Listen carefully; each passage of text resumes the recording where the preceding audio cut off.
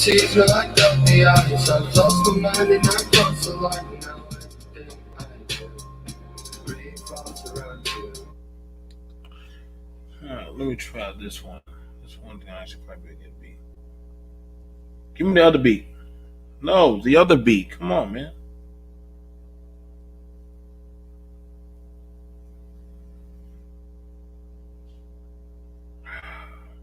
Yeah, that one.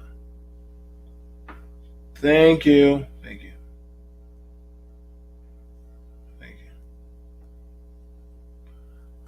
Sorry about that. Let me go ahead and get the music ready. I just got to make sure we got to go through and do the music. But other than that, you guys, it's your boy BMT coming at you again. I'm drained, but however, I'm definitely down for the smoke. YouTube done changed up so much stuff. It's actually quite different. The stuff that we have going on. And so I said that, you know what? It is what it is. I still want to go ahead and go through, do the shows. Still going to rock out. And actually make it work. And I have definitely had to want to go do this one. Let me go ahead and cam up. You know what I'm saying? I'm in the official BMT attire. I got to go down to Google. And, I had to put on my hipster look. The hipster look is literally khakis, that doggone hug your nuts. You wear your emblem shirt and you wear your doggone high value, as people want to call it, shirt, and you have your own mask. You're not official if you don't have your own mask. And we went down there for a Google meeting, and it was very well worth my time. So what's going on, everybody? Hey, what's going on, L? Male Israelite. What's going on, Valisher? Thank you. I will be on soon enough. And what's going on, Trucker? I was supposed to be doing this conversation with a lovely lady. See if she's going to get on. I've already messaged her. And for the most part,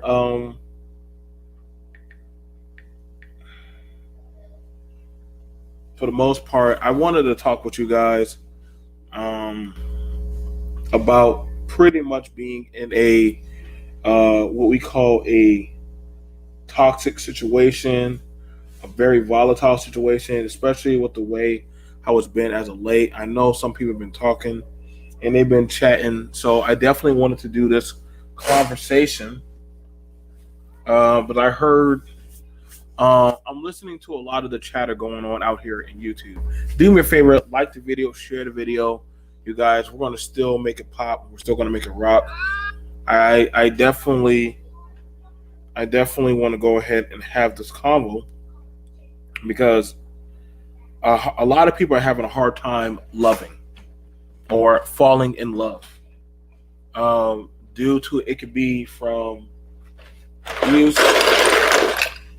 It can be from mistreatment as a child. A lot of people have a hard time falling in love. I myself, even though I have a significant other, I am one of those people. I have a hard time loving someone, even though that they show or reciprocate love to me. Because I have been through a various amount of situations in my time, and watching the trauma and the abuse, I did not want to be like that.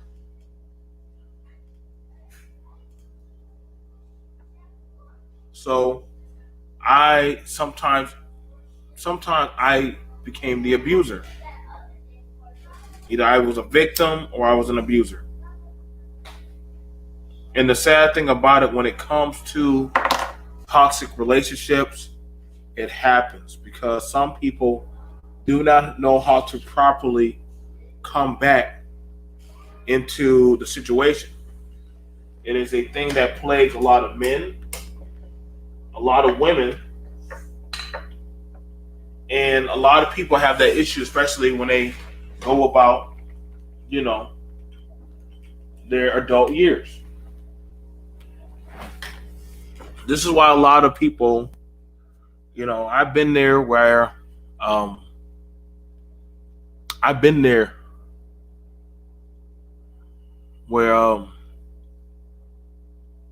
I wanted to love, but I didn't know how to receive love. I didn't know how to properly receive love. And so the only way how I could was by thinking that I had to be in a dire situation. Or whenever somebody would leave, I would go into a victim mode to where if they were going to leave me, I would start playing helpless, and the person would stay. I was wasn't always a good person, and so sometimes as a person, I can say I grew up in somewhat of a home that had love, but then other times it had a lot of pain. And I began to repeat that same pain on those that I would get frustrated with. We use the situation I think we're supposed to be using about the Tory Lanez and Meg Stallion. They are the latest buzz.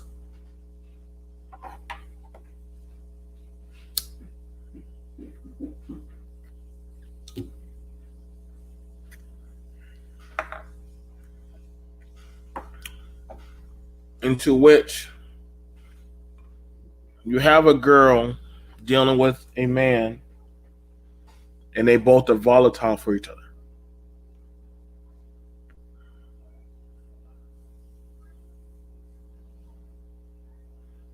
She's coming from a home in which both her parents are dead and gone.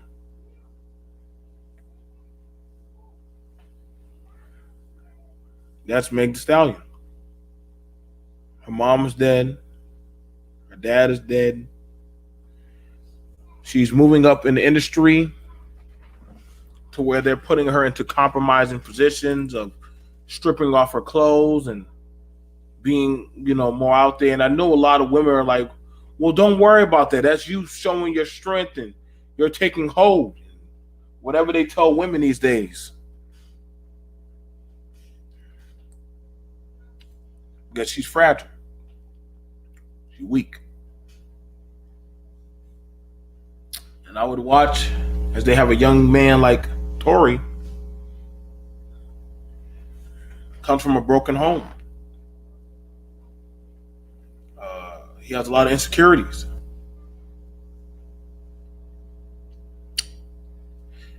And the thing about it is, I noticed that broken people love getting together. It's true. Broken people seek out broken people.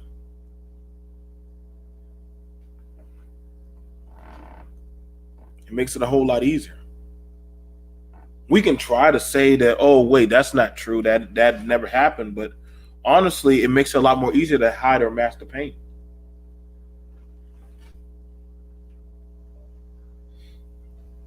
She was missing some of her parents.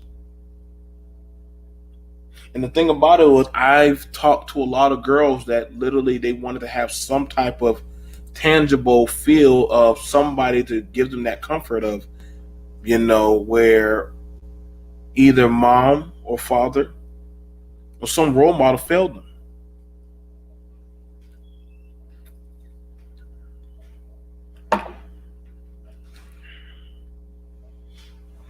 And I would also see men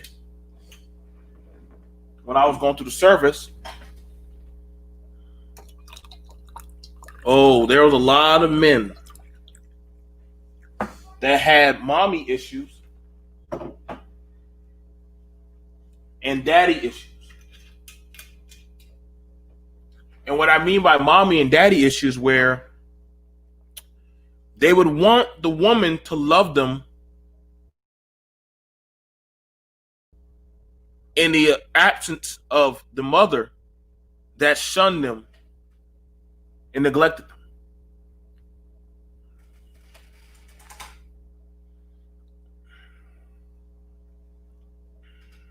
They would want to be that man that would subconsciously compete with their dad.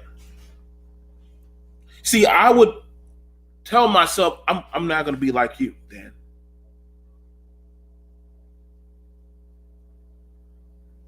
I was angry with my father.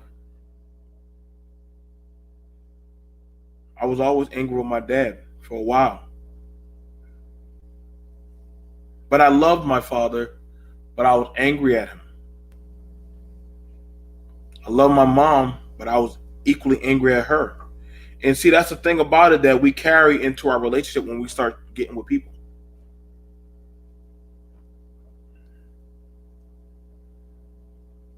I hear women say that something about them, they can change that man and make him a better person because they didn't get that type of validation from their father. But if they can take a guy like Tory Lanez and turn him around and make him into something of a good guy, better than how their father was, then literally, then they feel like a sense of accomplishment.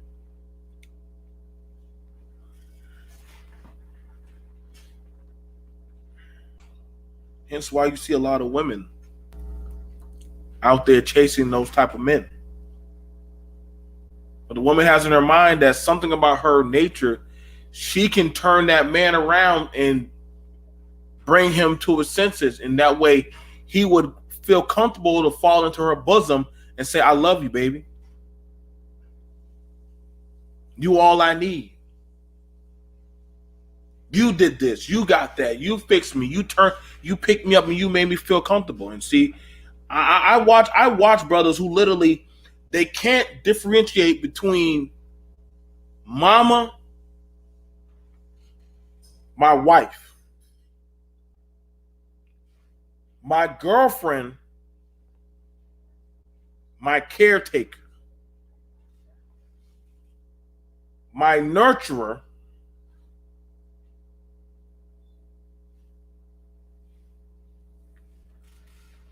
the person who gave me life.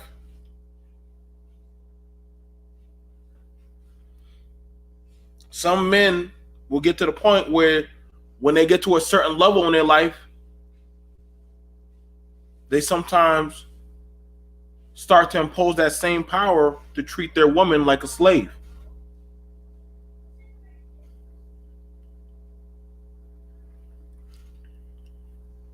The woman has a right too.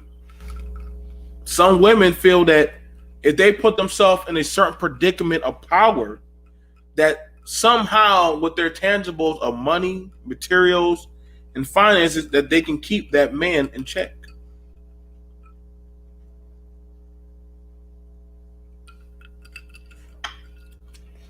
Something about her spreading her legs is going to control that man.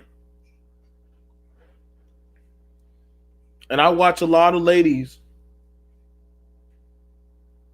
have tried, be it through sex, through money, through giving up children, whatever they could do to try to keep that man in line. And that necessarily doesn't always work.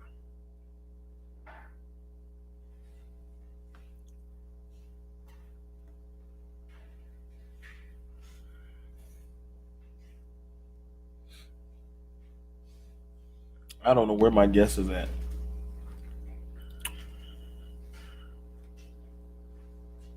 But I'll go ahead and drop a link because I'm burning time. My guest didn't show.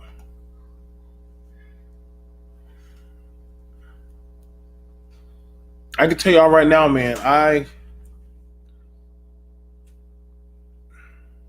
growing up in a toxic household, which a lot of people, like the Tories and the Megs, they just they can. Everybody always believes that if you come from a good home, you'll make good decisions in life. That's not true. That's not true at all. You can come from a good home and still stumble and get into a toxic environment.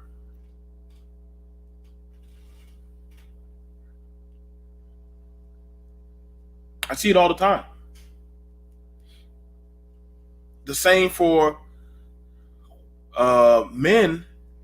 Don't ever think that you can't be controlled by a woman, even though that you can come from a masculine background of men. All you need is the right scenario and the right situation.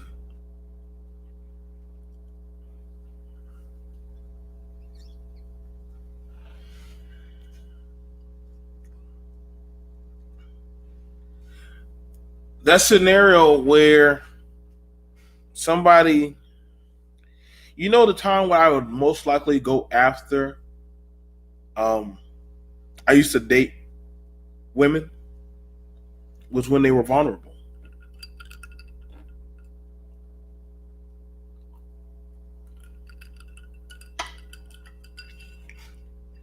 I would date women when they were vulnerable, in a weakened state.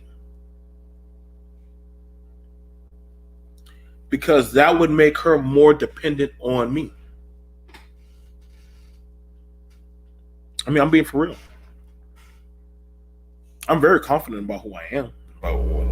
Who I am, what I do. See, I can talk to y'all realistic about my perception of life because I'm in a whole different mechanism of how I think. Understand?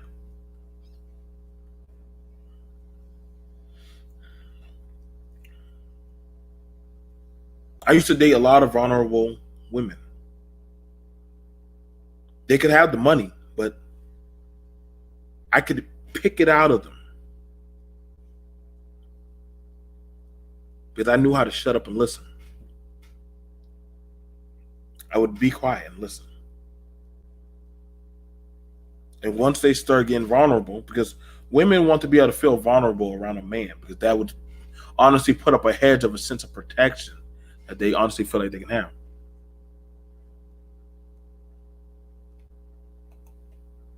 I agree. Mental health will get you in a toxic state fast. A lot of people believe that they got to have their financial game up. That's not true. It's not about the money. It's about, are you mentally grounded? Because I know people that have no money and get approached by people with money all the time and literally will not lower their standard. See, that's why I try to tell fellas. Yeah, see, right now, because it's no secret, a lot of women know that there are a lot of men that are financially unable to actually compete.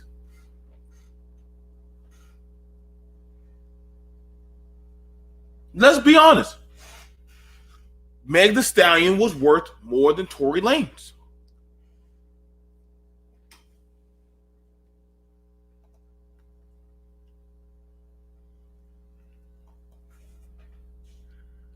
Thanks, Danini. Meg the Stallion was worth more than Tory Lanez. However, she thought that was enough to cap him. Sorry, all I got is an eye roll for putting Meg in the category of the poor, sweet, naive, vulnerable girl. Trying to fix no good Nick.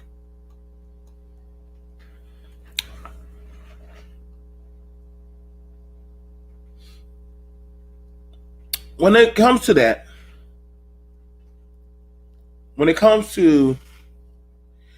sometimes you got to take apart the the artist from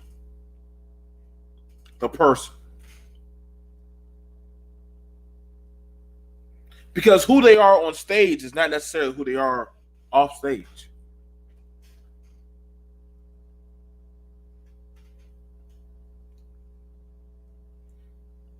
Who they are on stage, because we've seen plenty of artists, how they are on stage, they go back home, they're not like that. Thank you, Danini. Much love for that, dear. Thank you for the $10.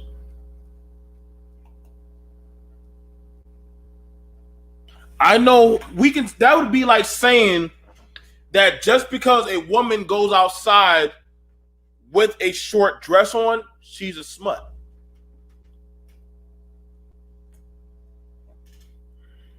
How do we know she didn't pick that dress because she liked it?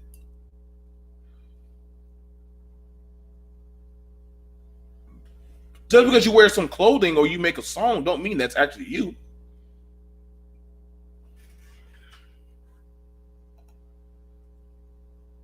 Check her dating history. That's fair.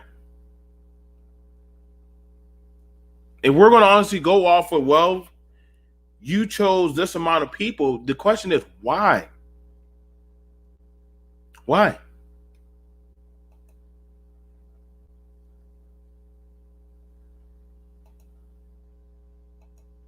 But see, honestly, I would want to say then that would mean if somebody lives in a bad area, right? And the only thing that they have in their premise of dating are people that look like very suspicious people. And I'm not taking up for Meg or Tory. I'm just showing you, like, literally that's within their dating pool. But then I'll hear somebody say, well, Meg should have dated a doctor.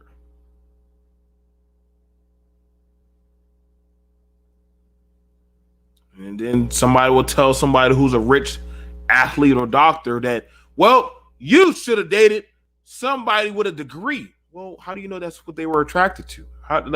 This is the thing about it. We always like to presume that just because, like, if that was the case, then military people should only date people with military background or college background or something with some type of status.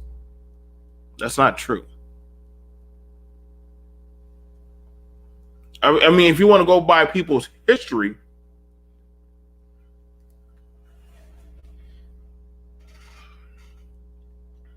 because honestly, that's like, why does a preacher's daughter she date the bad boy? Why does a boy would come from a good parenting home? Why is he dating a girl who might be the town floozy? When he normally sees his mother as a honorable woman, why is he dating a loose woman?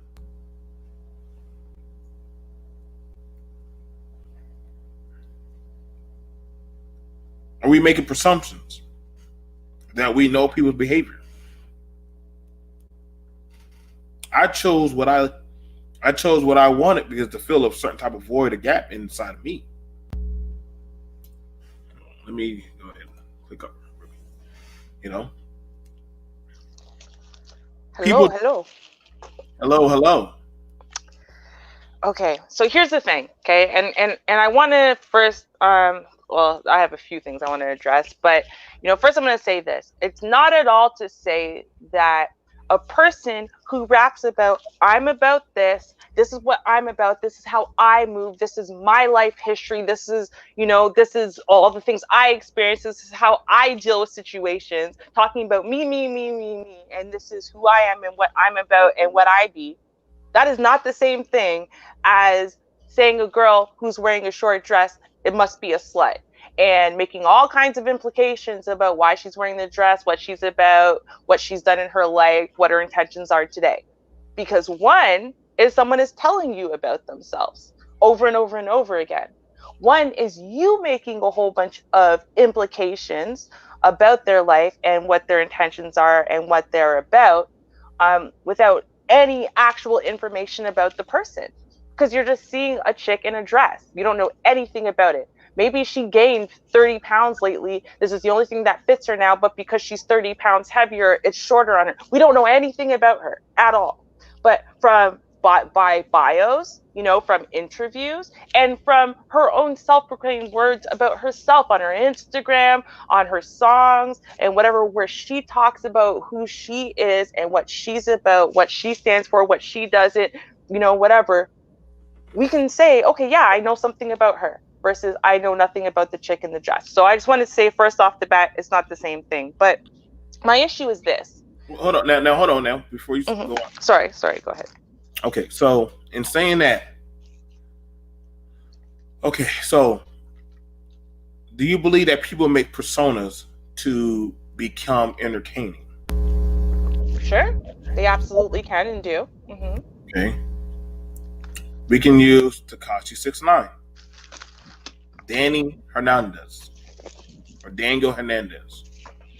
Daniel Hernandez, literally on record, after all stuff has happened, literally when he got in court, was a whole nother different person. That even though people were calling him, the people were calling Tekashi 6ix9ine, they were calling him Daniel. And literally he was putting a point in a whole nother, listen, man, I only do this for entertainment because literally that's what people want to see. Okay, they don't hear about the boring me. No, I got a real life story. So there was this kid. I couldn't stand this kid. People called him Tactics. And he lived in my little, you know, basically damn near white upper middle class suburb. And a whole bunch of people that I've known since, like, you know, childhood started changing themselves into gangsters because this kid's a gangster, right? He's so gangster. He's a drug dealer. He's so tough. He's so hard. And he wandered around doing that. And I guess eventually he started believing his own hype. And he decided to go do that with some real gangsters. And they stabbed him and he died. Now, come to find out, and he was the cousin of a couple of friends of mine, but come to find out, actually, after that happened, he's my eldest uncle's cousin, first cousin. So that means this whole time that I hated this posing ass kid, we were family. But here's the thing. Did I shed tears for him getting stabbed? I didn't. Did I care? Or did I say, yeah, you actually earned that? Because there's a difference. Again, if you are going to sit there and front. I don't get the correlation. I really didn't get it. Okay. So if you're going to front and create, because it's not just that, oh, she raps some songs, but then in her spare time, she's dating her, you know, straight-laced boyfriends and, you know, doing straight-laced stuff. Well, this is just the persona for, you know, to rap and for the gram. No. She has decided to take on an entire thug life now. Not just what she's claiming she did in the past, what she claims she does, but she's actually doing it now, which is why I said check her dating history. This is what she's doing. So if it's all just a persona. Ruby, who's the people that y'all know that she dated? Oh, hold on. I'll tell you the last one that she dated before Tory Lanez, because I was trying to find it again because I looked it up recently. Hold on. Is this one tell me the last one? Oh, freaking. That's it. That's not the right one.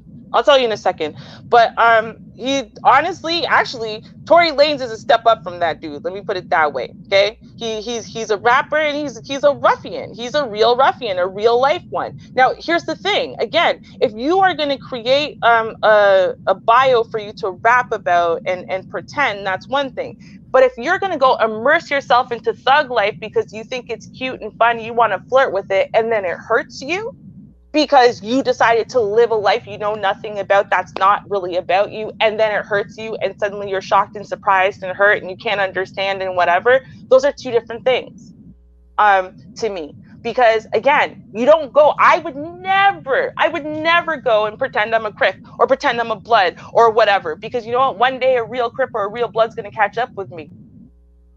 Right? I mean, and this is what it comes down to. So you might think it's cute. What I have the right to wear a flag and pretend I'm a Crip, throw up gang signs and blah, blah, blah. But one day I'm going to throw up a gang sign to someone who's the other side, the other gang. And when they shoot and kill me, right? Then, oh, it's so shocking. She was such a good girl.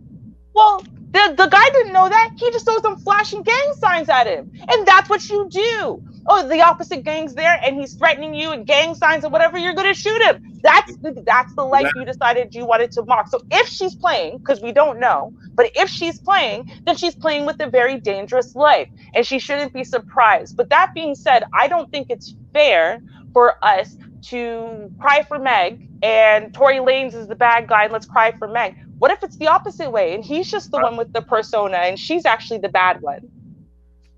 Now, did you ever hear Tory Lanez's new CD? Pardon?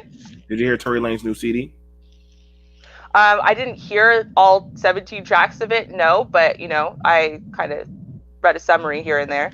Okay, so in the CD, now, I would shout out to the song "Praise to the Most High." He was having a good time.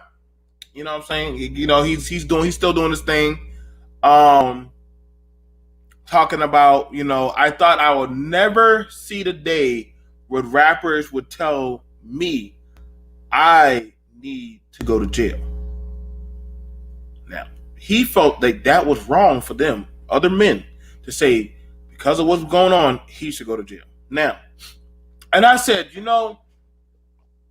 why was that wrong that they said that? Oh, I know why. I know why he says it's wrong. Because he says he didn't do it. Because he said he never shot her, it never happened, and she just out of the blue, even though it's not on the original police statements, even because her story doesn't make sense. Because if someone shoots you in both of your feet, a bullet, you have very little flesh and a whole lot of foot, and you're trying to tell me that someone aimed at both of your feet in the dark while you were walking away and hit no tendons, no ligaments, no bone, and both feet, but the bullet was so deep in your foot they had to surgically remove it. Now you tell me how it's possible someone shot you in both of your feet, the bullets had to be surgically removed from your feet, but it didn't hit any tendons, any ligaments, and no bone. It sounds like a bullshit story, and he's upset because you know what? No one gave him the benefit of the doubt. No one said, hey, let me see your side. Not one person said maybe she's lying. Because this doesn't make sense. That's what he's upset about. Now, in their toxic, in the love, in their Tory Lanez and Meg Thee Stallion little love equation. Now, the argument broke out because I guess he was messing around with another female while he was with her. It got hot and heated in the car, and literally. A pistol came out. Now, first of all, why would he have a pistol in a car? He knows doggone well that he is an immigrant on a visa. You were stupid, Tory. You should have. If anything, I would never put that gun in the car. I would have gave that to. But then y'all got into an argument. You should have pulled over. That was just common. That would have been common sense. Nobody's saying that we're running with her on this. But the thing about it is, he is not no saint either. This man does have a history of violence. That we can pull that up. There's plenty. There's no history of violence on Meg, but there's a plenty of times we've seen him punch people, threaten people, and doggone threaten people. Oh now, yeah, he's assaulted women before too. I'm not saying he's an angel. Okay. My theory is simply that she's a liar and she's not an angel either. That's all. But but now when you're talking about history has is more so down. We can pull up. We have not seen her doggone throw a man under the bus that we have know of. If you do know one, please, I would like for you to. They would have pulled that up on him, on her. But the question is, why would she? See now, because this is the important question would be, why would she throw a man under the bus? And I have an answer for that too. It's very simple, right? Is that originally what I think actually happened, and you can see it in the pictures, what it looks like around this so-called bullet injury that looks nothing like a bullet injury. You see literally peeled skin around, the kind of whitish part of her heel. It looks like her skin was scraped across the ground. Now, whatever Tory did or did not do to her, for sure he didn't shoot her. But what happened is people were clowning this chick into the ground. She was just a big old clown. No one cared about her pain. No one cared about her situation. Everyone just thought she was the biggest joke on the face of the planet. So what ended up happening then? Then she turned into, well, it's a bullet wound. Bigger joke. Bigger clown. So now what is it? Now it's domestic violence. And hey, guess what? Feminism, Me Too. Now all of a sudden she's got all the support of the world. So yes, there's a totally logical reason why she would throw a man under the bus, like countless people have actually done in this exact position and in this society and the era that we're in right now, because it makes perfect sense that she would. WAP's about to come out. She needs some. She can't be the laughing stock clown when WAP's about to come out. It's right about to drop. Right? I mean, her social standing has dropped like through the floor. But what's one great way of when you mess up as a woman in this day and age? Right now, if I messed up as a woman, what's a great way for me to fix that? I'm going to tell you about someone who assaulted me in some way. And you know what? The entire feminism department is coming to my aid. They're coming to defend me now. And then suddenly, the second you say that, no, you can do no wrong.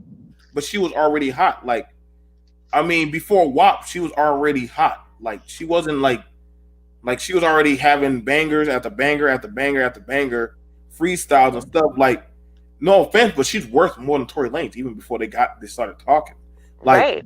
And then this situation hurt her, though. It hurt her social standing. That's my point. She became a laughing stock. The whole internet was laughing at her. You don't remember the whole internet laughing at her until it became about domestic abuse? You talking about what the thing with 50 Cent making that meme about her? I'm talking about the world making memes about her and clowning her. Making memes like, of course they were. They were making memes about her. She was getting dragged to death on Black Twitter. They were writing articles mocking her. Like, it was a big epic joke until it became about Tory Lanez shot me. As soon as Tory Lanez shot me, my boyfriend shot me.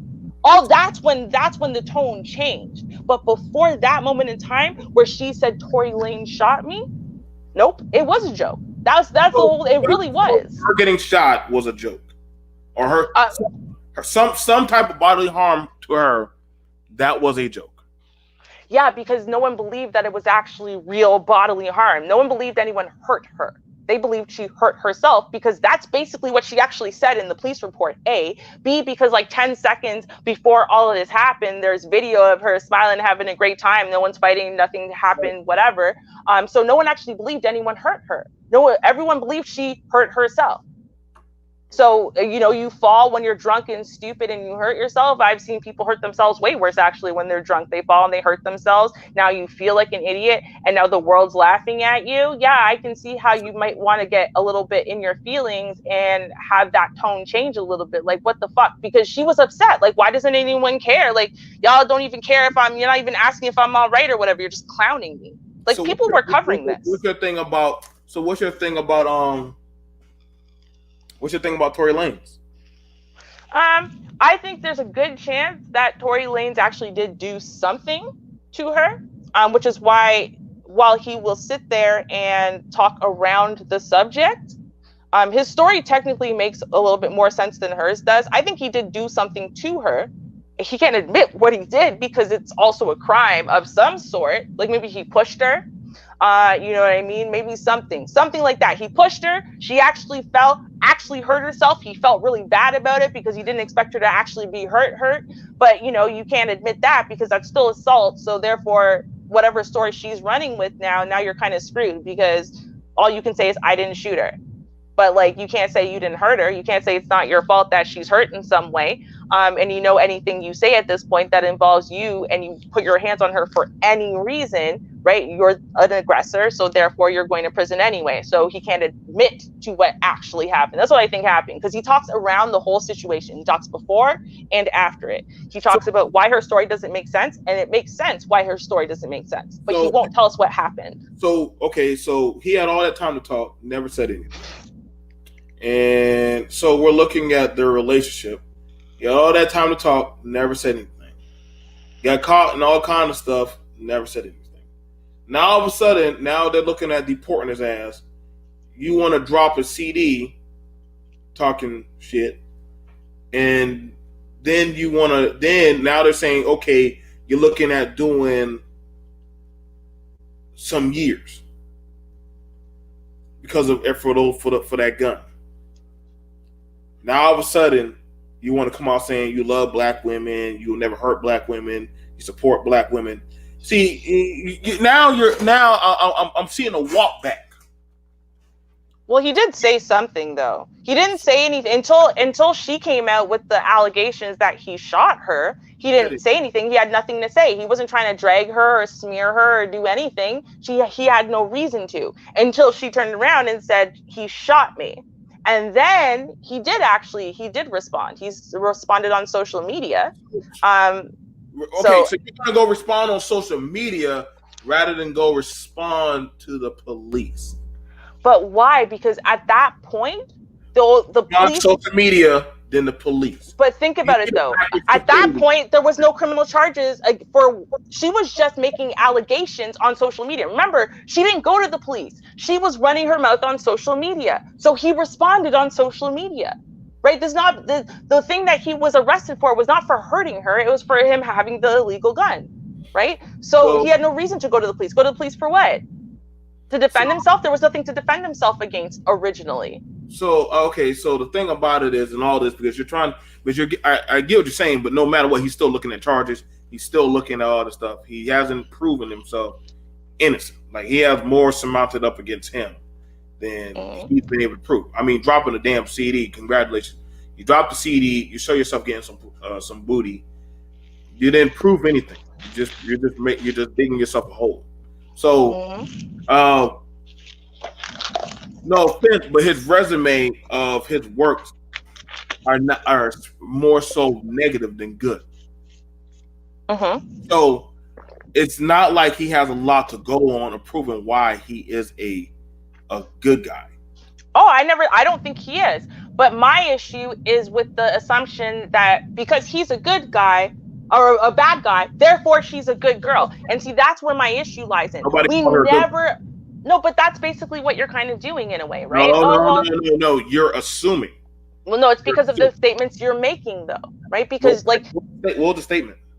Okay, so you said, vulnerable, for example, right? So we're talking about the situation. These women, they're vulnerable. Oh, they find the guy and they just feel bad for him. They want to fix him. Well, she did try to fix him. He even said that, hey, when I was with her, I was at peace and calm. That's right, his. But see, you're again, no. Saying you're at peace and calm with someone, birds of a feather flock together. When you're with your own kind, you can also be absolutely peace and at calm. That's my point. Like, there's this assumption that because he's a bad guy, then therefore she's a good girl. Because one person has to be the bad guy, and instead of both people being the bad guy or both people being the good guy. I think you're over surmounting something because you're saying that we already know her parents are dead. We already know she was in the wrong place. I mean, honestly, this dude was just not too long ago cursing out a black female about buying purses from Gucci. Like, I mean, he just got off from that. I mean, literally. So because he's a bad guy, she can't be a trash human too? Like, is that what we're saying? Nobody ever said that. I mean, honestly, this is about more so than a toxic love equation. But see, the thing about it is, I said she was worth more money. If he felt some type of way about that, because he cannot check her or say something to her. Some people like to control. She couldn't control him because she got money, but also he don't have no clout over her. She's more popping. He's not popping. Actually, the only time he became popping is because of this goddamn controversy of literally this right here. Nobody was checking for Tory Lanez. Nobody. I mean, the most you had was Tory Lanez Instagram radio.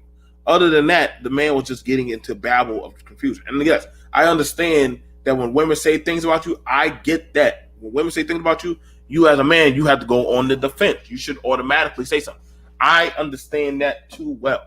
However, when you look at the case of history, both of them were damaging people. They both had damaging things that they were trying to do. Honestly, looking at it, dropping that CD, and this is the problem. Let's just be honest. People, if anybody, I mean, her hanging out with people in that industry that literally live that type of lifestyle, that's her business. Him trying to say, hey, that this is what I do, now you got to live that lifestyle. So now you wanted to play like you were the thug, now you're getting the thug treatment. She was playing around these type of guys, she got the treatment. So, but the thing about it is, one isn't going to come out very well versus how the other one is. Like, she is an American. No matter what, she's an American. So they're not going to deport her. Him, that's Canadian. His ass, he ain't got no leg to stand on. So his ass right now, he's already looking at some pretty hard time. I mean, honestly, what can y'all honestly say? Especially knowing about the climate of the world right now. Why would you even take that chance? Like, the minute a gun comes into the argument, I wouldn't even bother arguing. Like, what is the point of arguing? Because they're toxic people. See, this is my point, right? Because they're two different arguments. There's a different and they really should be two separate, or separate sections of the topic, because kind of went off on a tangent about a gun and everything. You did go off into that. No, I did, but for a reason, because the whole point is there's two separate subsections, which is there are the women who are actually, they're relatively good girls, but maybe they're broken in some way because daddy never loved them, or and so they pick up a guy for all the wrong reasons and trying to fix him, blah blah blah, daddy issues, and that guy abuses them, throws them in the trash. And then there are, again, like I said, birds of a feather. You're in the muck, and so you look for someone who's in the muck with you. Why? Because you know what? You're about that life. You look for someone who's about that life too, instead of you recognizing that, honestly, you don't like the way being about that life is playing out for you. You don't like the way, this is making you feel. And so, maybe it's about changing yourself and getting yourself out of the muck before you start dating anymore. So, I mean, those are two different sections. And I'm like, I think she falls into the latter category. Honestly, I do. I think she falls into this category where, she's playing with this life, whether it's real or, just a game or whatever. And she doesn't like the consequences of it necessarily when it bites her in the ass. But until it bites her in the ass, she loves it. And so she's willing to take the bad with the good until the bad comes, and then it hurts. But then, she's the type who, she was up and dancing, a couple weeks later. She ain't worried about it. She ain't crying. She told how many newspapers, I ain't crying about all this and whatever. What, you want me to sit at home and be sad? No, man, I'm partying now. I'm having the time of my life. Right. So how hurt is she? I mean, I don't mean physically. I mean, psychologically, emotionally. How hurt are you? I mean, I don't think she's all that hurt. I honestly don't. I think she's happy. He's getting a comeuppance. She gets to backhand him one more time, and that's it. I don't think she was really hurt like that. Wasn't Tina Turner still performing when she was getting abused? We're not talking about a performance. We're talking about a party. But you brought up she was up there dancing and party at a party. Not as a performance, at a party. You gotta understand, but they're entertainers. They have to go to parties and functions and different other stuff. At a private, you don't have to go to a private party that no one's paying you to be at. No. How do you know? How do you know that? People get paid to go to parties all the time. That's true, but not to your own party with your own friends. No. Like, listen, see, this is the problem, and this is where I said, I'm like, no, the thing that I'm arguing against, and because it's starting with an assumption that she's a good girl, and I don't think she is. Nobody said that but you, Ruby. Nobody said she was a good girl. You were the one that keeps saying she's a good girl. Nobody is saying that. That's the thing. Oh, okay, well then she went to the party because she ain't that hurt. She's actually happy that she could take this thing that she thinks is a little thing and use it to backhand that man. That's what I think. Okay, I don't think it. So people use their karma and their controversy or whatever angles to boost their career. Men do it, women do it. They all do it to boost their career. It's just a thing. Men go to prison, flip it around, and it boosts up their career. But they got a felon on them. Men get shot, boom, come out on stage the next week after being shot. Now they're rapping a whole concert about being shot 50 Cent literally got shot up, got on stage with a bulletproof vest with the riddle holes all over his body, rapping about being shot. So exactly, and he was about that life. So that's the point. Now hold on now. So rappers don't mind taking these types of situations and running with them. They don't mind doing. That's part of the entertainment life. I've seen rock stars do stuff, jump off, get set on fire, get in accidents, get right back up, throw up the sign, and literally start performing. And I'll be like, holy crap, dude. You literally were just on fire. They just put you out. Now you're performing. Dude, you need to go to the hospital. People do it because when they're that deep in that lifestyle, they do not become their own self-entity. Now, when it comes to the toxic love equation, listen, a lot of people are just like them, if not worse. Like I said, hopefully, if he gets charged by the California, which they are pretty strict on their gun laws, he's screwed. I mean, no matter what people try to say, he's screwed. People laughing at her made it worse for him. They did, because honestly, that's an insult to injury. Because now she literally, people putting it out there, doing their stories, their coverage and everything, and she got to watch it time and time again. Literally, I mean, let's be honest. And I mean, I got no angst against black men that literally say, you know what?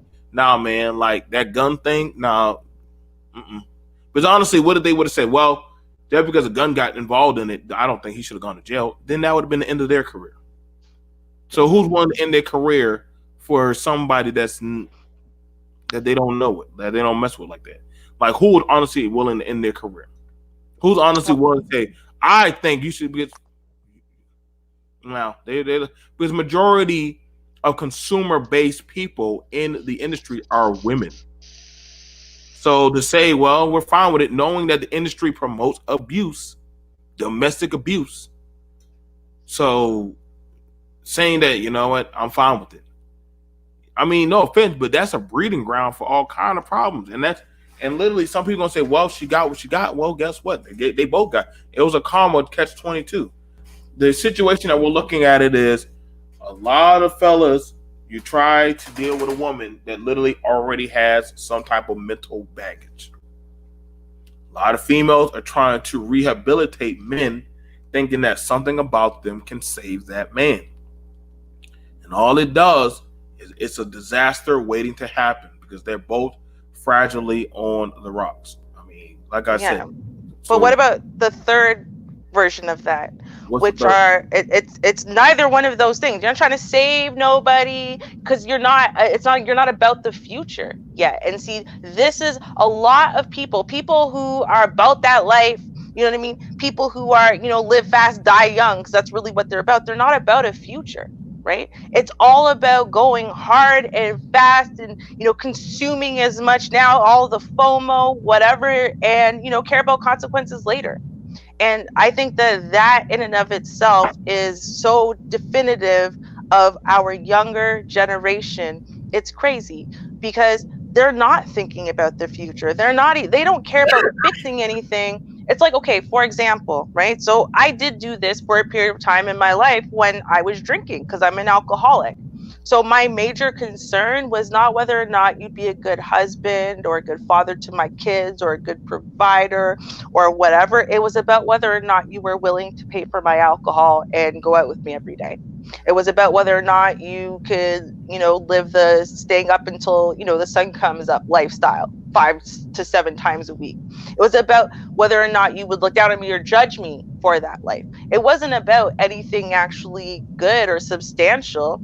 It was literally about right now and kind of both either funding or just being down for this kind of, you know, fast, almost destructive life I was living because, you know, if you're not destructive, you wouldn't be down for it.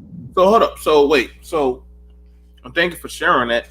But if you were living a destructive life, do you think that honestly we could hold that over your head? Or do you think we should honestly hold that over your head?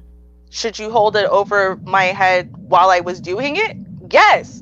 If you're living, hold on. Now that you're no longer in it, should we still use it as your check pass, resume. You could, depending on what you're talking about, sure. If you're talking about, for example, why it is that I complain about the fact that I wish I had had kids way earlier in my life, and you say, well, you wasted a whole lot of time on drinking and partying and not caring about the future. Absolutely, because it's true. That is why I'm behind, right?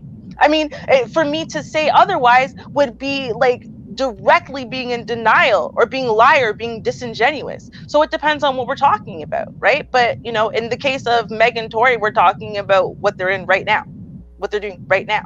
And so I'm saying when back then, when I was in that life, right? So you have to take the good with the bad. Because a man who's willing to fund your alcoholic lifestyle, and the kind of man who wants to be out 7 days a week until the birds are chirping, and all of that foolishness, well, you know what? They're going to come with some broke down shit too that you're going to have to be willing to tolerate. They're not going to be the perfect boyfriend and the perfect provider and the perfect this and the perfect that. They're not going to be grown men ready to swoop in and take care of everything else too, because, dude, they're on the same broke down trajectory you are, with the same broke down priorities you have.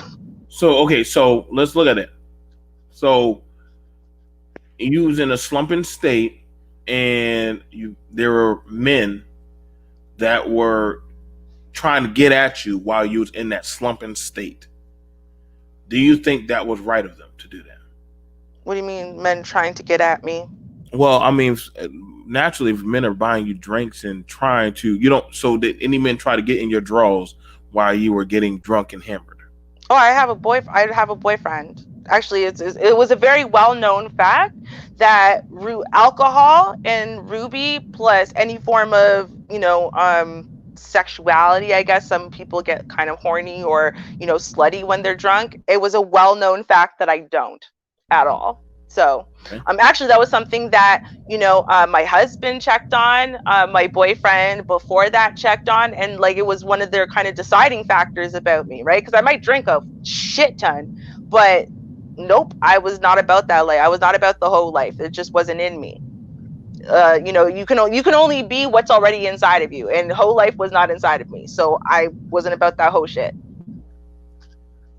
Okay, so you're saying that, okay, so even with all that going on right now with that type of energy, honestly, what can we gain out of okay, if I'm looking around for doggone,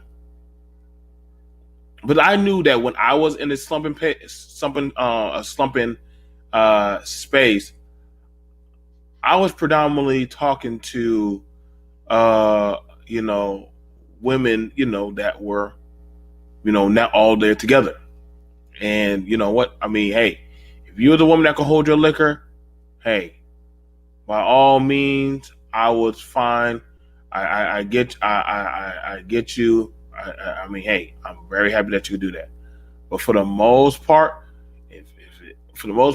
women going out there trying to feel comfortable, trying to get away from their problems, they were marks. They were targets.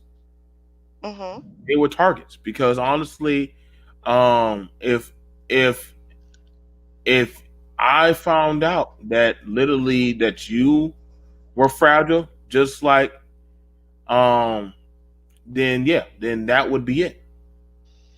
That would be right. But you know what the difference is, though? Here's the thing, right? If you were in a place where you were sober, you had worked through all of your personal shit, so emotionally, mentally, you're healthy, and then you went out there and looked for vulnerable, broken inside women so you could manipulate them, abuse them, and use them, and then discard them, right?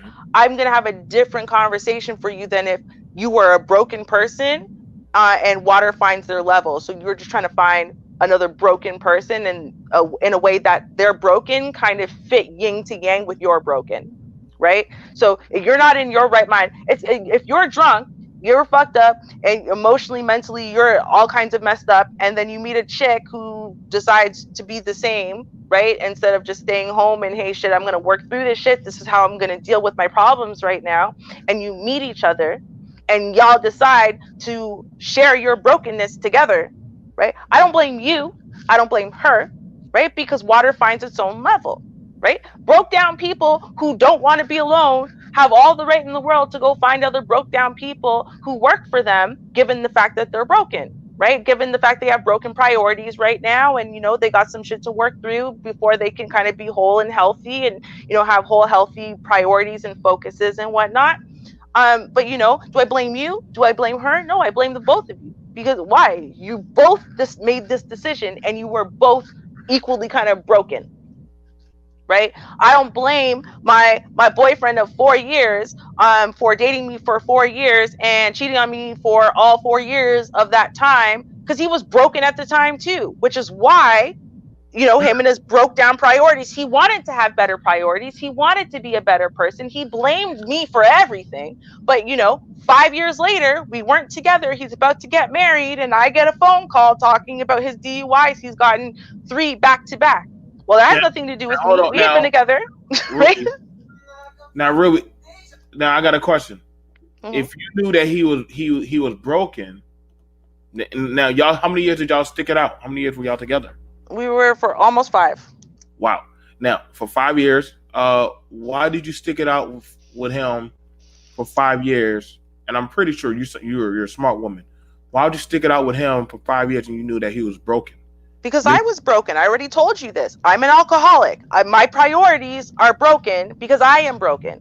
So therefore, as long as you were paying for my alcohol, you were willing to live my lifestyle, you're willing not to judge me for the lifestyle I'm living, then I was good, right? Because again, there are trade-offs to everything. There are trade-offs, and that's what it comes down to. So if I don't want to have a man who is broken with broken priorities, well, then I'm going to need to be the kind of woman who attracts a man who isn't broken with broken priorities and who doesn't need that man to have broken priorities when it comes to me, when it comes to certain things. You don't get to pick and choose which broken priorities you get to have. You just got to see, okay, these are my important factors. You pay for my alcohol. You're willing to go out with me every single day. You're willing to come out with me until 5, 6 a.m. You're willing to this. You're willing to that. Okay, those are my priorities. So other things are unfortunately going to take the back seat. Was I happy about the lying and the cheat? Obviously not. It drove me crazy for 5 years. Right? But I prioritized the fact that he loved me and took me out to drink, and I prioritized all of that over his fidelity, over his honesty. Wait, right there. That was the bullet for you. That was your bullets in your foot. Mm-hmm. Lying, the cheating, the stuff that he was doing. Right. Right. See, it doesn't always have to be physical. Sometimes there are other ways that people shoot their loved one in the foot. Exactly. Now, he didn't mind keeping you drunk and off, Well, he was drunk too. Well, but see, he didn't mind keeping you tore up, because so long as I'm messed up and you're messed up, then hey, you can't judge me. So that's the thing about it. What I was saying earlier about the Meg Thee Stallion and the Tory Lanez. As I said earlier, Tory has his demons, his insecurities. Meg Thee Stallion has her fragility of her demons and her issues that she has. And they both were 2 copacetic, toxic individuals bonding with each other. Just like whether it had been a gun involved or not, they were 2 toxic people bonding. Just like you and your boyfriend / ex. Yeah. That's how y'all were. But I was no victim. That is my point. I was not a victim in that situation. I was not, vulnerable, poor me, he took advantage of something. No, because I took advantage of something in him, right? That looked at me. That's really what it was. I mean, young, attractive, whatever. And I took advantage of something just like he took advantage of something, right? Well, hey, shoot, if I'm willing to prioritize alcohol over his honesty and fidelity, then as much as it's driving me crazy, I'm not going to look too hard, obviously, right? And I know that when I mess up, normally because of the alcohol, right? That this, the face, the body, right? That's going to get me out of it, right? So, I mean, and that's what I mean is, are you a victim or not? And see, to me, you know, there are people who I would honestly, I look at both men and women who are victims of a toxic person versus people who are not victims of a toxic person. They are equal contributors to toxic relationships and to toxicity because they are also toxic. And then, you know, I think it's two different conversations. Well, now the thing about it is this. So, because sometimes I was in a dire situation, I didn't mind becoming the predator after a while. That's how you survive in my world. I get abused, then I either A, go find another substance to deal with that abuse, or B, I become an abuser myself. Now there's always a third option, but it's harder. Some people actually find a way out, but for the most part, the two others are normally visit. You could become a predator or an abuser, or two, you go find another substance or another abuser. And some women, they can find a good man, but don't know how to deal with him because they're not used to being in a functional environment.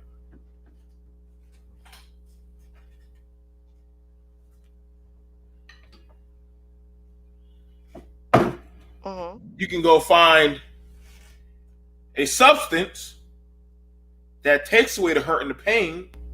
Ruby, I know what he did to you, baby, and you know what? That little dirt bag, little Peckerwood isn't home with you, but you know I rub your feet and kiss you all over and make you feel good, and anything else that you need to feel good. But see, what she don't want to actually admit is that she is being sucked in, and she knows it. But she's like, well, shit. Maybe this one might be better than the last one. Rather than dealing with the demons, find somebody else. So tell me where I'm wrong. I'm sorry. I think you're wrong. This is where you're wrong. You're not wrong about everyone, because that absolutely does happen, right? We've talked about situations like that a lot, actually. So I'm not saying it doesn't happen, but it's just likely that it could happen. That it's not that you're getting sucked in again. You're looking intentionally for the same thing again, right? There's a difference between the two. There's a difference between being suckered into something, between thinking this time it's different and whatever, and between intentionally looking for the same thing because your broke down priorities have not changed. Because your broke down focus has not changed. So you have decided that as long as those broke down priorities and focus is met, that you are willing to take that trade-off. Right? Like, for example, if you have good priorities, right? If you're a woman in your 30s, let's say now you're divorced or whatever, you've got a few kids, right? Your priorities in a man probably would be more about stability, you know, maybe fidelity, honesty, integrity, the bond between you. Right. And it would be less of a priority to you that he likes to go clubbing with you sometimes, or, you know, the fun aspects would be maybe a little less of a priority. You are willing to sacrifice maybe some things that, you know, you like hiking outdoors and fun stuff, because for you, the stable part, the trust part, the, you know, integrity part, the building a lifetime part might be a little bit more important to you, given the place you are in your life right now, maybe given the work you've done on your life right now. So there's always trade-offs and sacrifices in relationships. And as human beings, unless we're very unreasonable, we do know that there are trade-offs somehow, right? If you've got a 10 out of 10 hottest person on earth, there's a good chance that fidelity and long-term relationship when they're young is not going to happen, right? We know there's a trade-off. You get them, but you get them right now. You know, you get them, but you've got to give them, you know, if it's a woman, maybe the highest class of life that you could possibly afford, or that someone else can afford, even though you can't. Or if it's a guy, you got to be beyond on what you're giving him sexually, and cooking and cleaning and providing the food, and you got to be everything and beyond, right? So that there are trade-offs in relationships with people, right? You do know that. So what I'm talking about now are, the emotional, psychological, intangible trade-offs that people make sometimes, and they're doing it intentionally. And I do think that we cannot group all women or all men into one bucket, right? So just because Tory Lanez has proven himself, and I'm the one who added this because I know it, I read it, has proven himself that he's willing to assault a woman. I don't know the details of that story, honestly, right? But just because he's proven that doesn't mean that Meg Thee Stallion didn't make a very conscious choice to be part of something, because she is equally toxic,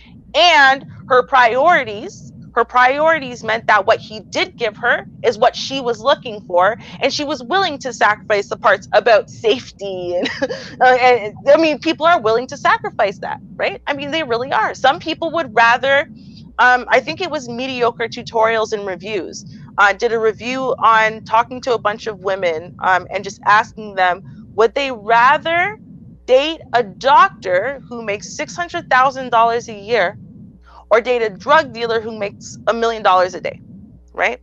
And there were a lot of women who said they would date the drug dealer, right? Even though that there's no way that that's going to long-term last, as far as them, making $1 million a day, as far as them being out of prison, that there's, they could get arrested any day.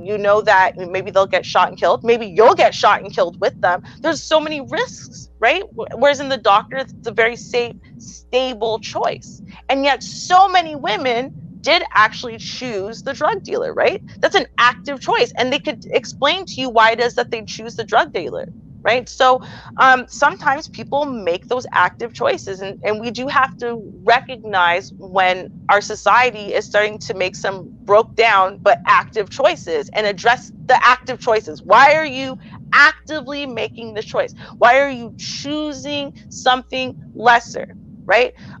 For my generation, they started choosing something lesser because guys who weren't thugging, guys who weren't drug dealers, right? They were weak. They were pathetic. They weren't manly enough, right? And so for some reason, it became this thing where, as a black man, you want to be manly, you had to be thugging on some level. You had to be selling drugs on some level. Otherwise, you were weak, or you were a coward or something. That is such a crazy thing to think, but that is something I remember was a very predominant idea when I was a teenager. Are you saying that your group or your class of people are having a problem disassociating reality from stability? Like, is there a problem with that? What do you mean? Okay, so there was a woman, I think the young rapper King Von just died.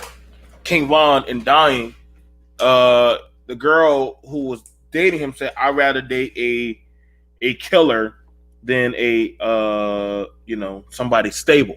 Hearing. And in saying something like that, she spoke into existence what she wanted. You guys like the video, share the content, help me fight censorship. There's always a third option, and I need to get, and I'm going to get to that next. But it's very hard to do. But some people have a hard time, like that's what I was saying about some people only put on a farce of the character. When you said, well, don't play or pretend to be something if you're not about that life. And I'm like, well, shit, I'm going to play and pretend to be something. If you're stupid enough to believe it, then you're just that low vibration. And that's very troubling, because when I would say lower vibration people, when they see somebody like an actor or an artist or a rapper or something like that, and they literally are taking face value that literally the stuff that they're doing, that's real. I'm listening to music and I'm like, yeah, this is how life is. This is how it should be.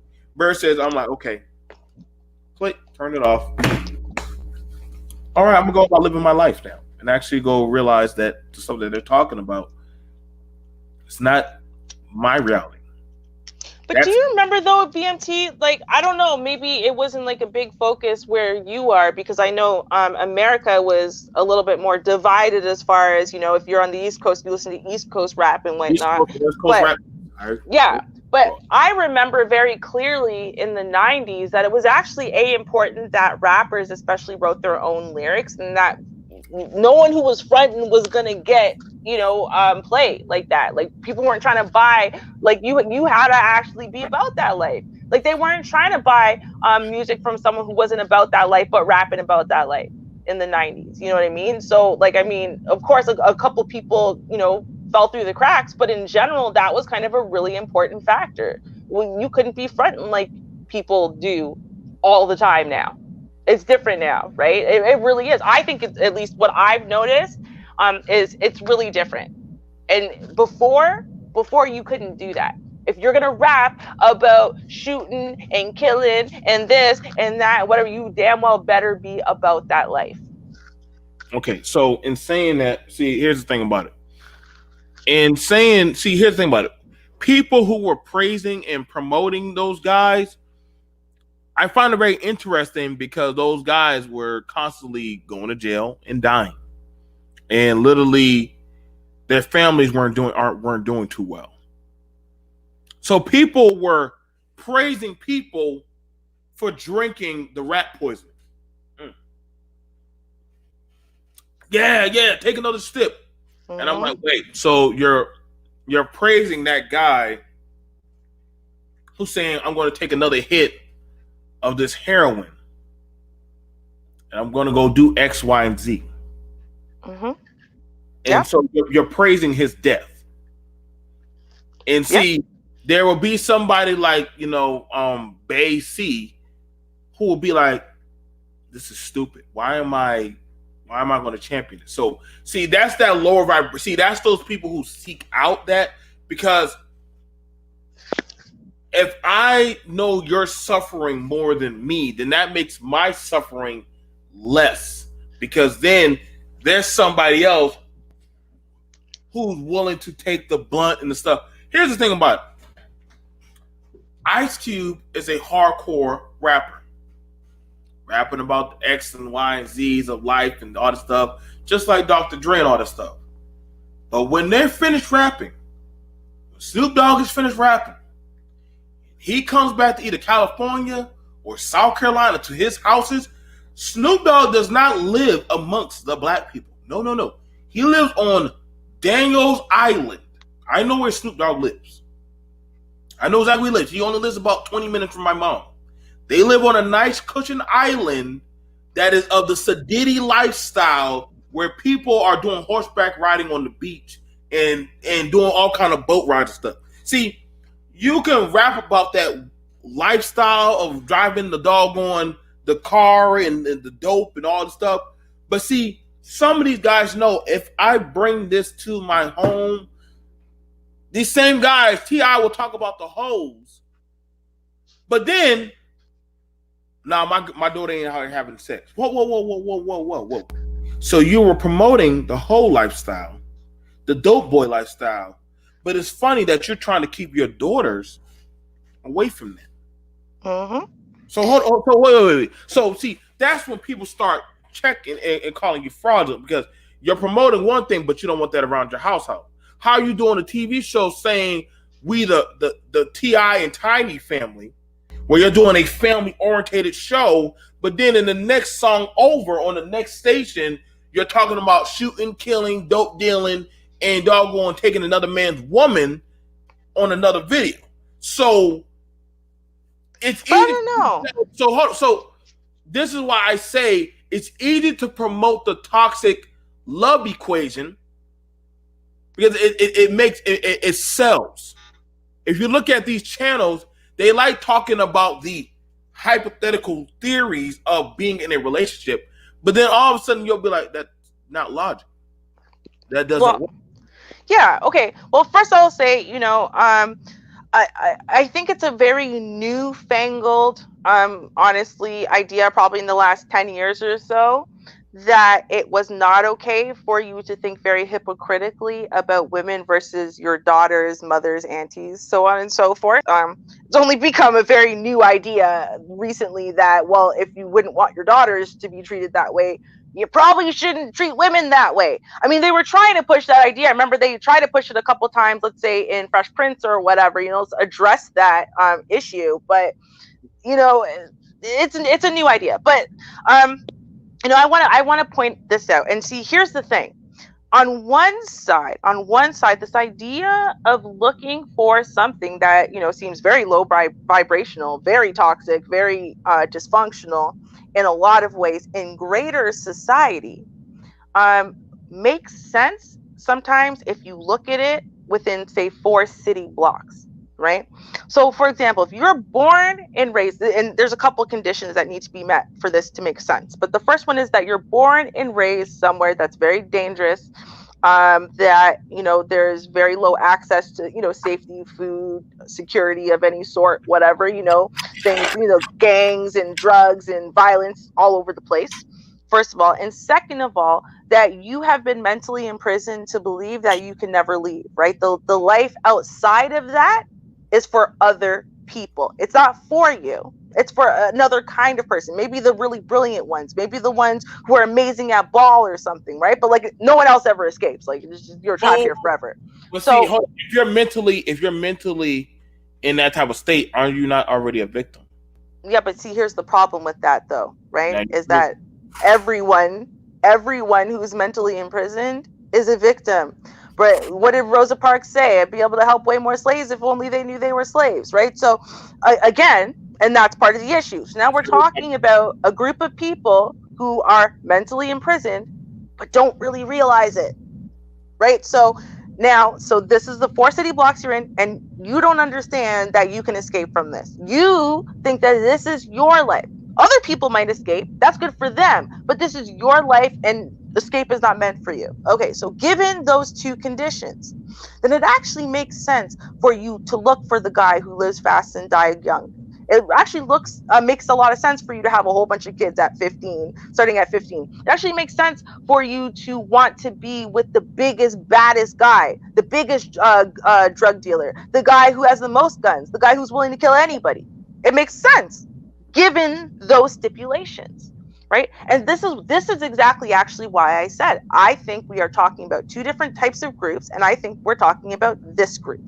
And why is that important? Because trying to address that group, a group of people who think that life, that other life where women get treated differently, and this isn't just the way of life, and this is just, it's for other people, you can't reach them by talking to them the same way you would talk to women who escaped long time. It's a different conversation, and it's a different way of reaching them, because they need to be able to see not just that the life out there, they might actually enjoy it more, they might actually like it more, but then they need to see that the rules outside of these 4 square blocks is different. The world is different, and therefore the treatment is different. So you would have to act differently, you'd have to think differently, you'd have to work through all kinds of stuff to be able to work differently and think differently and whatever. But then your life would be so much different in a way that you might actually enjoy. You might actually like that. Wouldn't it be great if you felt like you'd always have shelter over your head, clothes on your back, you would live in a nice neighborhood where you wouldn't be scared of your kids going out to play and blah blah blah, right? But you can. But see, that's the thing about it. See, that's why I said in getting to the third option, that's what I'm saying. Like, you can either become an abuser, or you can literally go ahead, and the third option is always the hardest option. It's the walk away option. And literally, because the walk away option would mean that you have to go discover another way. And actually was asked to me on the show where somebody said, what is the third option? And literally I was asked that because I had to take the third option. I could become the predator, or I could become the abuse, either the predator or the prey. The third option is literally you don't take neither option, and you just actually have to just become the neutral. The neutral is the hardest thing for people to do, It's because now you're copacetically having to deal with your demons of this happened to me in my time in my life. This is the situation. See, and that's the thing about it. I'm hearing and reading from you, Ruby, that you were a abuser as well as a victim. But the thing about it is, you now are in a standpoint in your life where you're like, I do not have to take part in either one of those roles. I can actually be the neutral. But in saying that, it's actually you having to admit that, hey, I was in this dark space, just like me. See, I don't mind talking about the dark spaces that I was in because that's me looking at my demons and admitting that, hey, I was there. That did happen. See, one thing, a problem that people have a problem with is facing their issues and realizing that these things did happen. But now what do I do from it? And see, in doing that, it's very painful because you can't get that time back. You can't get that money back. You can't get that stuff that you did, or those experiences. You will get an experience. But however, where you go from there. Now, the thing about it is when I hear people say, this is all I ever know. Doing this is all I ever know. Well, I've seen them do this, so that's why I do it. Or I literally, it's because of they do this. This is why I'm used to this. Well, my mama, this is what she did. Well, this is what my daddy did. They'll tell us everything of why these people did what they did. But then you have your own life to live. I have my life. Ruby has her life. Now, when you said, well, I'm not a victim. Well, yeah. And no, yes, you were. You were a victim, but you're also an abuser. But the thing about it is realizing that you have those issues and actually facing and saying, hey, I have a problem. I need to stop and actually get under wraps. A lot of people, men and women, do not do that. You know, some men are like, you know what? You were the problem. She was the problem. I know some men, they could be the abuser and blame the victim and literally say, it's because of her I'm like this. It's because of my mama I'm like this. Hell, we're in a space right now where men do that right now. But I also see the same thing with the women. They'll talk X, Y, and Z about those men, but guess what they will do, Ruby? Pick the same type of men. Okay, Because but why do they do that?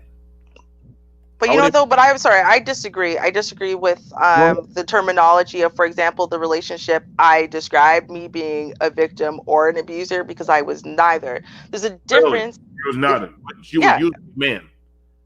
Yeah, but he was using me. But see, the thing is, though, is that was not parasitic. It was symbiotic, and there's a difference. And see, this is what I'm trying to explain. The only thing that differentiates behavior from being normal or abnormal is whether or not society accepts it or rejects it. So if you look at that 4 city blocks as being an isolated society unto its own, irrelevant and untouched by the whole rest of the world, like it's, you know, a little tribe discovered in the Amazon, then actually the way even within their society, they actually do have victims and abusers within that society. And then they have a whole bunch of people who are symbiotic. Even though if you take that behavior out of that little 4 city blocks and you put it into main society, it might be victim or abuser or something like that. Right? But within the context of this 4 city blocks, this is called normal behavior. I did not inflict my behavior onto normal people. I inflicted my behavior onto other people who behave like this, who think this is normal. Why? Because I wanted to be around a bunch of people who thought this was normal, because I think it's normal right now. And that way I don't have to look at anything other than the fact that, hey, I'm being normal and this is the way life is.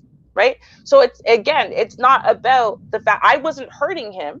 Right? I wasn't abusing him. You look up the term abuse and what it means, right? And since I wasn't misusing this man, you would think so, but hey, wait a minute, he's an alcoholic too. So was I misusing him? Or is this actually what most alcoholic relationships are like? Because it actually physically changes your brain chemistry, right? It's rewired differently. Your priorities are now different. You see social relationships differently.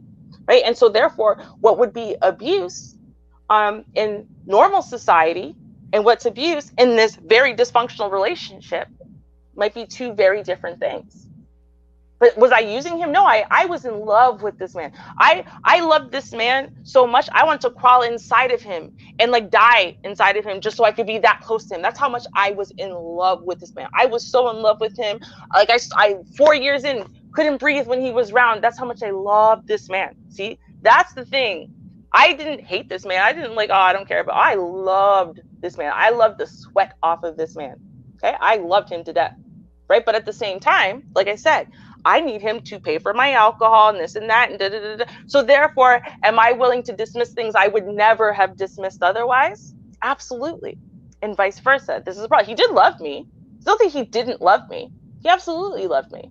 Right? I would be willing to bet all kinds of money. He loved me, but he had problems. And so here's the trade-off. Now, I just showed y'all what parasitic and symbiotic was. Showing that. And literally, I knew I was on it. But literally, y'all had yes, it was a symbiotic, but it was a parasitic type of relationship. It was literally y'all were feeding off of each other's dysfunction. That's what y'all were doing. Yeah, but it's not that we were feeding off of each other's dysfunction. It's that, okay, let me put it this way. See. No, I really want you to understand why it is that while everything you're saying could just absolutely does describe types of relationships, this is why we need to be careful to stop putting everything in the same box, why we need to be careful to stop painting with such a wide paintbrush, because it's not actually helpful to helping people. It's actually not. But nobody here, or I know I didn't put everything in one box. I literally am talking about this situation here.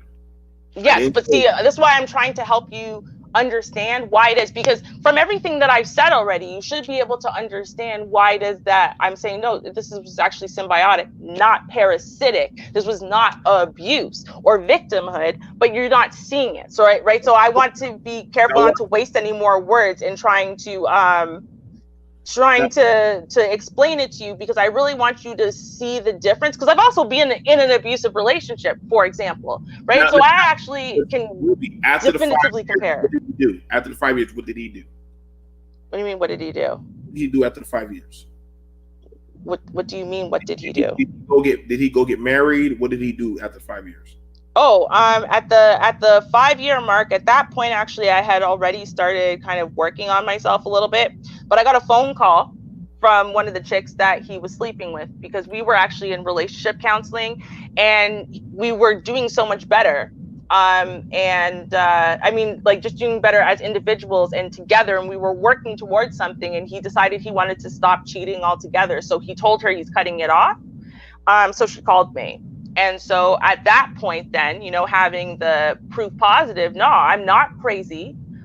What everyone thought I was crazy. This man loved me too much and he was too amazing and he's such a catch and blah, blah, blah, that I am just crazy and paranoid, right?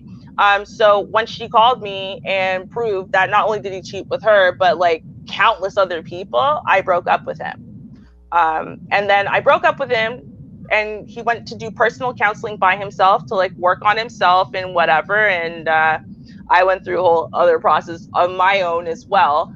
But ultimately about, I'll say 10 months later or so, I kind of had a choice to make. I was kind of dating someone new, like, casually dating someone new. And it was like, okay, well, do I want to give my ex another chance, or do I want to move forward with the new guy? And I decided to move forward with the new guy. Okay, so he kept on, so he couldn't get out of his toxic way, but you wanted to move into a functional type of way, right?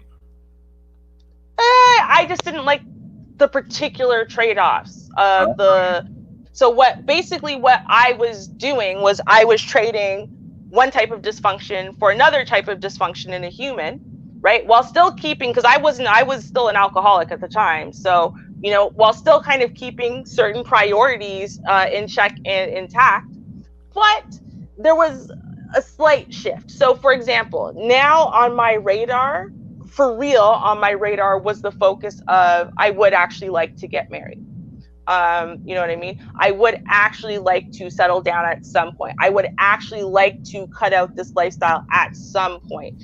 And so, hey, let's see, is that a focus of yours too? Kind of like, what's your game plan on that? So, but I didn't drop the drinking, the up till 5 a.m. and whatever yet, right? I still did have that focus. It was just like okay, so I'm still willing to take some, trade-offs with you, because you got to take my trade-offs, and ultimately we still got to be living the same lifestyle, right? Like, do you go out? Do you drink? Are you about karaoke? Blah, blah, blah, blah, blah. Sure.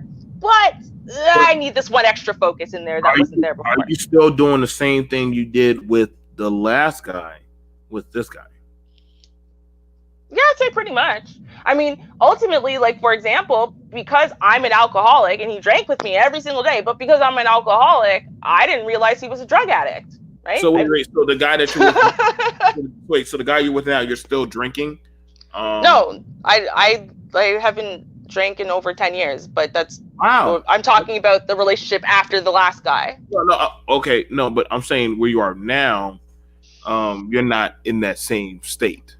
No, not for over literally 10 years. And actually, that's why I was really thankful about my health issues starting. I didn't actually electively choose to stop drinking. My health and the fact that every time I took so much as a sip of alcohol, or actually a lot of foods at that point, would make me puke blood for days. So kind of had no choice. Yeah. So kind of like, it was like I was forced between a rock and a hard place. It's like, do you want to die or do you want to stop drinking? Because those are your options.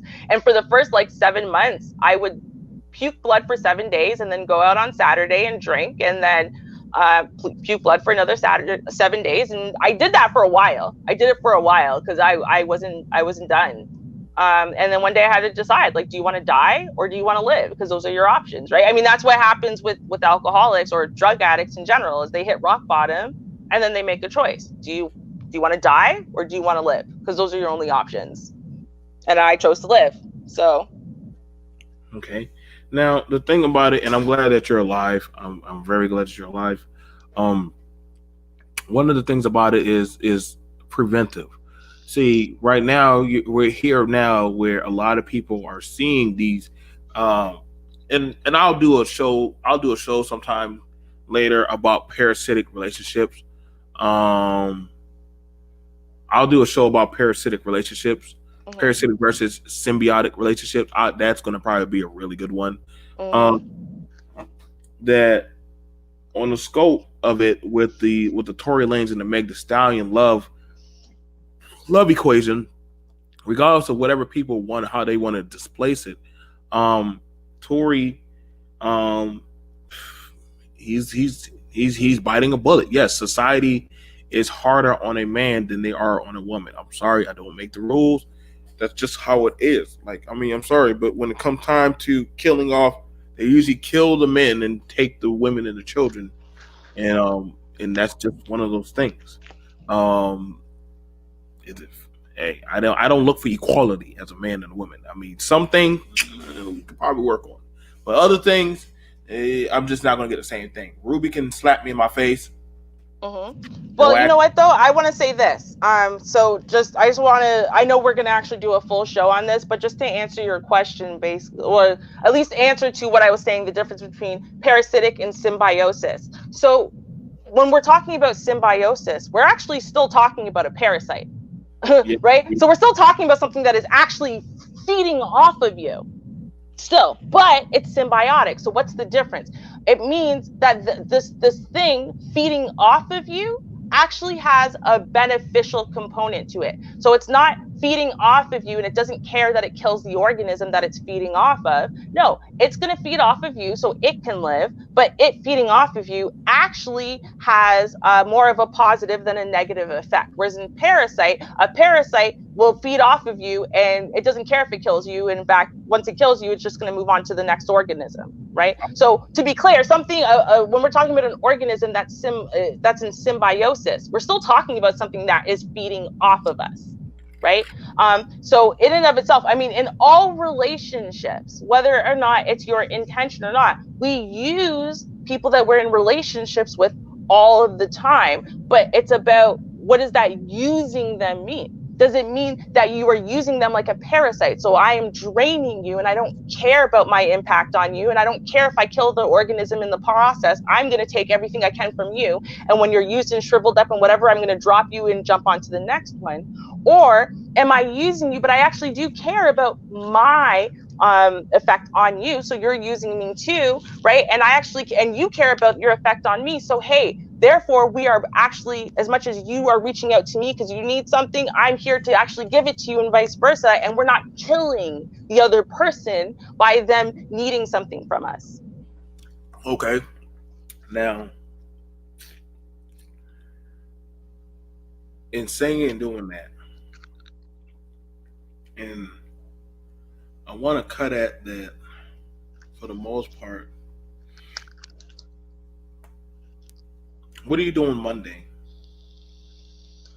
Not much. What do you do Monday? Well, we're both on the same time slot.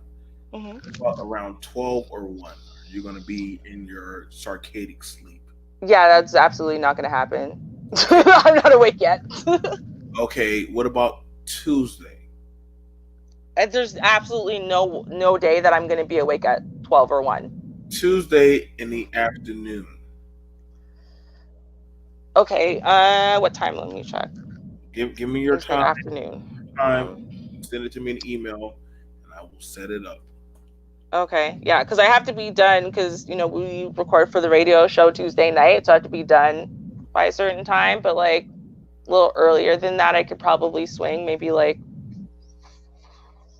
4, maybe. Maybe-ish. I don't know. I will message you though. Let me double check it. Okay. Look, like I said, you guys, so the reason why I said there's a third option in which you have to learn how to step away. Because some people who have been inflicted, they either A, go back to that, they don't have to be with the same person, but they'll go back to that same type of abuse, while it just be with a different person. Same scenario. Like, you're like, dang, it's like they keep dating the same guy, just different guys or different girls. You know what I'm saying? Some guys will get away from one female and then get in with another female, and she does the same exact thing. Different race. I mean, it might be a little bit different, but somehow they keep getting in the same scenario. Some females the same way. Well, it could be even the opposite way though, where they don't actually, they find a guy who's really nice and sweet and considerate and kind and all those things, and then they spend their entire relationship damn near trying to beat him over the head, keep trying to step lines and push and push and push and push and push, because for them a relationship isn't showing love unless someone's smacking them in the face. Well, see, and then that would be the case where you correspond to what I'm saying, that they would end up becoming the abuser. Either you go back to being to another victim mode, you go over to being an abuser. Sometimes it's harder to step back, deal with your issues, deal with the traumas, deal with the self-healing, and actually say, okay. But even if they don't become the abuser, even if it's just ultimately that relationship doesn't feel satisfying, let's focus on why it is that this is happening for a second. Because you got to make them choose out of the two. They can't just say, I'm going to be the neutral party. No, because let's focus on why it's happening for a second. Because the important thing here is that they have, maybe because of their childhood, how they've grown up or whatever, they actually think that this is what love looks like. So if someone's not screaming at you, if someone's not punching you in the face, if you guys aren't having shouting matches at the top of your lungs and whatever, then there's no passion there, there's no love there, there's no attachment there, right? You wouldn't fight for something you don't care about. You only fight for things you care about. And they might not even realize, honestly, really and truly might not realize that this is a very dysfunctional way of thinking. right? And this is actually something that you see in people who have grown up in those types of houses and then also those types of neighborhoods. So this behavior is very normalized. So when they find someone who didn't grow up in that and they're just very normal people, they're very confused by that, right? Like they think this guy's a lame, he's boring, he's this, he's that, or whatever. Oh God, they don't challenge me, he doesn't really love me, he's not really invested in me, right? Even though he's given all kinds of love and investment and whatever, because they actually literally don't understand. And so to me, this is a very important thing to address, because the hardest thing to treat is a problem someone doesn't realize they have. And this is what, I really want to get to the heart of, is the fact that if you don't realize your thought behavior patterns are dysfunctional, if you don't realize this isn't normal, if you don't realize that no, there's a whole world out there and this isn't it, and no, just because you were born in this doesn't mean, oh, this is your life path, this is how you guys are supposed to be, like it's genetic or whatever, right? Then you're not going to change until this life and these choices kill you. And so at that point it comes down to reaching that population, right? I think it's really important that we figure out how to reach this population of people who don't realize, no, that's not what love is. Like, not even love's not supposed to hurt. I think that even in dysfunctional populations, again, and this is why I said, I'm like, even in those populations, you understand that someone's not supposed to be literally fracturing your ribs and, wiring your jaw shut and stuff. You might understand that. But like, do you understand? Is that love, Ruby? Is that love? No, and that's my point. I think even in these populations, they understand that that's not love and that's not how it's supposed to be. But let's talk about things that are not so extreme, right? So, for example, when you're a little bit mad or frustrated, so you scream at each other, right? Or you threw something in frustration or anger, or when a woman's frustrated and I'm gonna pound on your chest with my fists really hard, right? There's a whole bunch of behaviors that can be totally normalized, and you don't understand that no, that's not actually normal, right? That's not actually healthy. That's not actually the way someone who is mentally and emotionally healthy behaves. And that's what I mean. I think we understand the extremes. I think the problem is we don't understand stuff that's less extreme, and we don't understand where some of it falls between healthy and unhealthy. Because, people are going to fight. People are going to raise their voices. And that is totally normal, right? So then they don't understand that, well, no, there's still a healthy way of raising your voice and an unhealthy way. There's still healthy things to be raising your voice about and unhealthy things. And you know what I mean? And even frequency. The frequency does matter. There's a whole bunch of things. But then people go the other way with it. And they think, well, if you never fight, that's healthy. And it's not. You actually do need to argue. You do need to fight. If someone doesn't argue or fight with you at all, right, there's just whatever you say, okay, that's not healthy either. So, there does need to be a balance. And it's like the people who are just never fighting, always agreeing, never fighting, never pushing back on anything, never. That's not healthy either, but they think it is because they think fighting is unhealthy. Just fighting in and of itself, disagreement is unhealthy. So I think that there's a lot of confusion there. There's a lot of confusion about what's healthy and not, what's good and what's bad, and what real relationships are supposed to look like. Because honestly, I think a lot of people have never been in one, but they've never seen one either. Never seen a healthy one to understand what it's supposed to look like. Okay. So you guys, I know you guys, y'all are very much enjoying this conversation. This is interesting information. This is I really do enjoy talking to Ruby. It's it's like always a different it's an atmosphere because you're talking from two different mindsets of people picking each other's brain. Um, she has her ways, I have my ways of how we tackle conversations and stuff. Um, you know what I'm saying? But it was a very good. I did talk to Miss Brandy. I emailed her. You know what I'm saying? And Ruby came in. It was a ram in the bush, and definitely she killed the conversation. She killed the conversation, you guys, like she always does. I do know I had Brandy in the title, but I probably have to change it. Now I have to change it, but I probably might not change it. I'm just too lazy. But uh, somebody asked me about the Queen X. I don't care. I don't care. Leave that woman be. I'm in my own zone, my own lane. I'm close to hit, I'm getting close to hitting 19K subscribers. I'm good. I'm not worried. I wish her nothing but the best love. So Jessica, I have nothing against you there. So Mm. I'm saying I just don't want men fighting.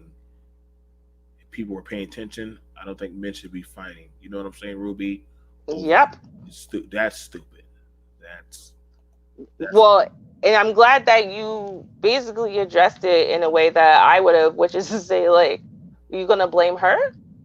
This is not the person you should blame. They're grown ass people making very conscious choice about who they are putting in the top spot, why they are putting her there, and what the rules are of the place that they have, called the manosphere. So those are choices that you're making. and yeah. and to me, I've always thought, I mean, I've been in these spaces forever, so people may not know that, but if you were around before, then you know that when I had been asked if I consider my channel or myself part of the manosphere, I said no, because I said that to me, the manosphere is an association of content creators, their channels, and strong supporters or whatever of men. So as much as I will support a lot of the ideas or the content creators or whatever, I've definitely made friends and connections here. I consider myself more of an ally, because I feel like as a content creator, I can't say I am a manosphere channel because I'm not a man, and it's about male ideas, and male teaching Yep. to other men. So that Yep. was right. No, I mean, no, you're spot on to it. Listen, y'all. I know, I know. Yes, yes. Somebody did ask me in a long. Well, BMT, are you not manosphere?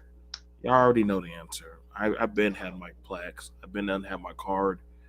I just move differently. I am in my own space. I've been here for years. Um, I mean, kind of. I'm more so in a different space than most content creators. Um, and I'm fine with that. I purposely, I am the only manosphere content creator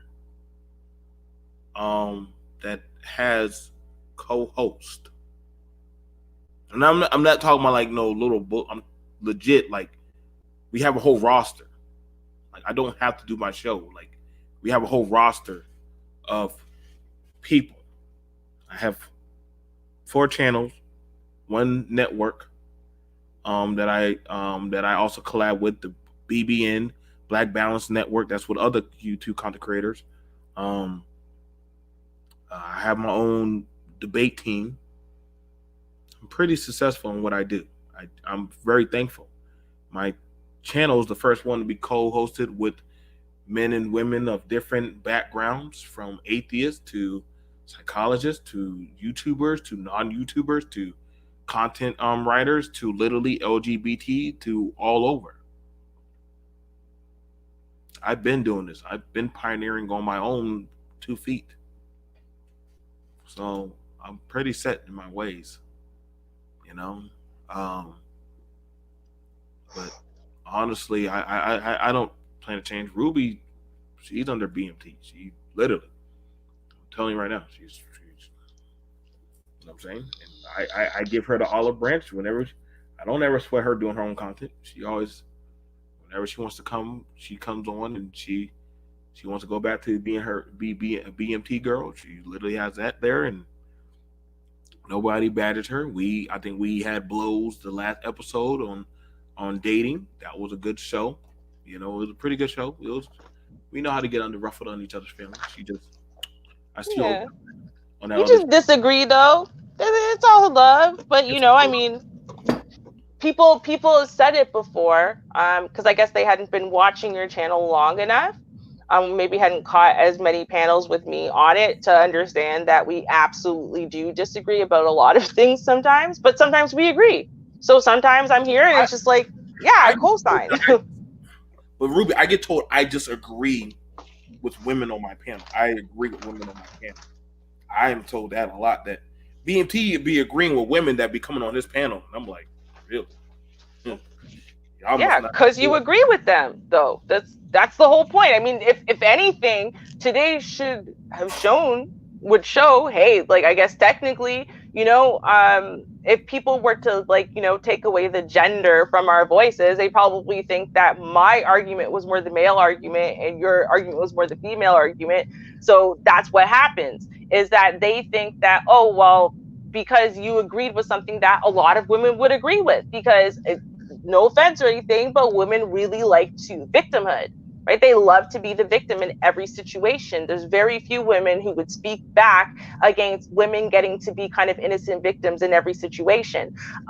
So, if you're talking about a situation where, like, no, like, this is an innocent woman, innocent victim, or whatever, they're not going to disagree with you in general. But now, Ruby, did I call her innocent woman, or did you do? Well, again, I simply took all of the implications that you did make, or all of the direct things you said, and then said, well, hey, listen, if you were saying all of this, that implies this. And then you did say, well, yeah, okay, that implies that. They gave the same energy to Tory and talked about he has a checkered past, that he could have played the victim role, but you said, well, the gun thing, and I said, oh, you brought the gun algorithm in. The gun algorithm. I didn't bring up the gun. You brought up the gun. No, baby girl, you brought up the gun. You might want to go read back and fact check. You listen. You brought up that gun, and I was like, dang, I was talking about relationship. You brought up a gun. You were like, don't make her victim. I didn't bring up the gun. I brought up the gunshots. Maybe that she was claiming she had. No, it's not, because it's not about him having a gun. It's about the statement she's making that poor little her was shot, and me saying that she's a bold-faced liar. And so based on that, she has no victimhood in this relationship. She's also in the muck. These are two people in the muck who think that dysfunctional things are normal. So let's talk about people who are dysfunctional think dysfunction is normal. Okay. Now, like I said, somehow I got put on. I was protecting the women this time. Okay, I will take that card today. But literally, I will take this card for whatever she's saying. But even though I know I didn't say that, but we'll let Ruby have this card. Ruby, I respect your honesty when it comes to black women dating thugs and drug dealers. Yes. Mm-hmm. If y'all would like more content. Of Classic Ruby, you can always catch her on her channel, you guys. I'm trying to tell y'all right now. Yes. So, hang on. Let me go ahead and pull up your channel. And what I did do, which this will go into the archives with that as well, is I added under the playlists, there are playlists of all of the panels that I'm on or I've been on, so you can actually catch lives that I've been on since I don't host any. So yeah, just so people know. Where's mine at? They're under the guest panels. Actually, I'm adding yours right now. I meant to do it at the beginning because I wanted to see if it would show up live under the place where it says playlist, but I forgot. I'm gonna do it now. You got them. Oh, yeah. There you go. Yeah, that's me. Okay. See? I guess I do pop. I don't know how fast I pop up, but nevertheless, you guys, yeah, she has quite a few on my channel. This should be quite a few. Can we? Yep. Oh God, yeah, you do have quite a few under me. So, yeah, you do. Yeah, you got quite a few stuff under me there. So, but literally, you guys, for the most part, other than that, you guys, you can always catch Classic Ruby on her channel. You know what I'm saying? She drops some amazing information. She's very she's very balanced, she's very cool to talk to, she's very cutthroat. Hear her out. Um she talks about a whole plethora of stuff. And yes, she has even cammed up. Yes, she has. See her right down there? I don't know why she's always in red, but she somehow always seems to be wearing red. Maybe that's just her thing, but she wears red. So is that a Playboy bunny hat? I guess so. So I'm too used to seeing you on a couch. Maybe I'm just used to seeing you on a couch. I'm not used to seeing you sit in a chair, Ruby.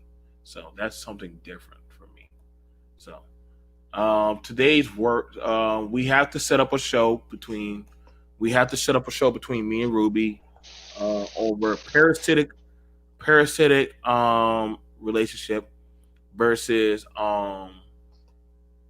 parasitic relationship versus symbiotic relationship. That's gonna be a real banger. It's gonna be a real banger that y'all gonna enjoy. Parasitic relationship versus symbiotic relationship.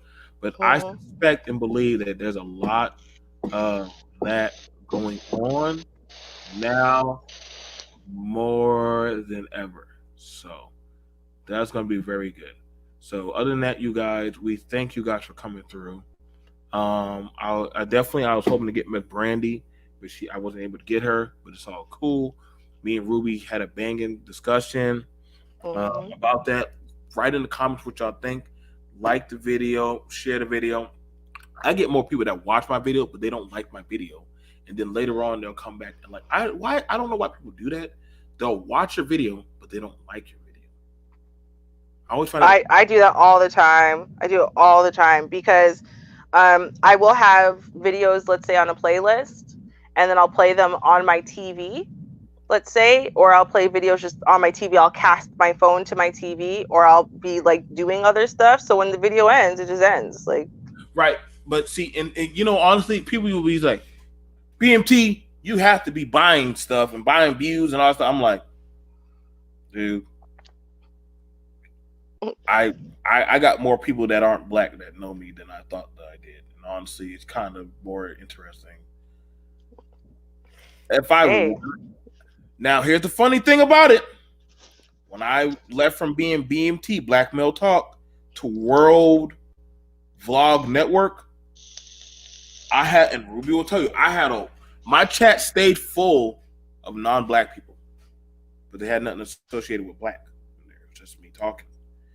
But the minute I went back into black talking points, not saying that people went away, but they just more so didn't come up on the panel because they saw it.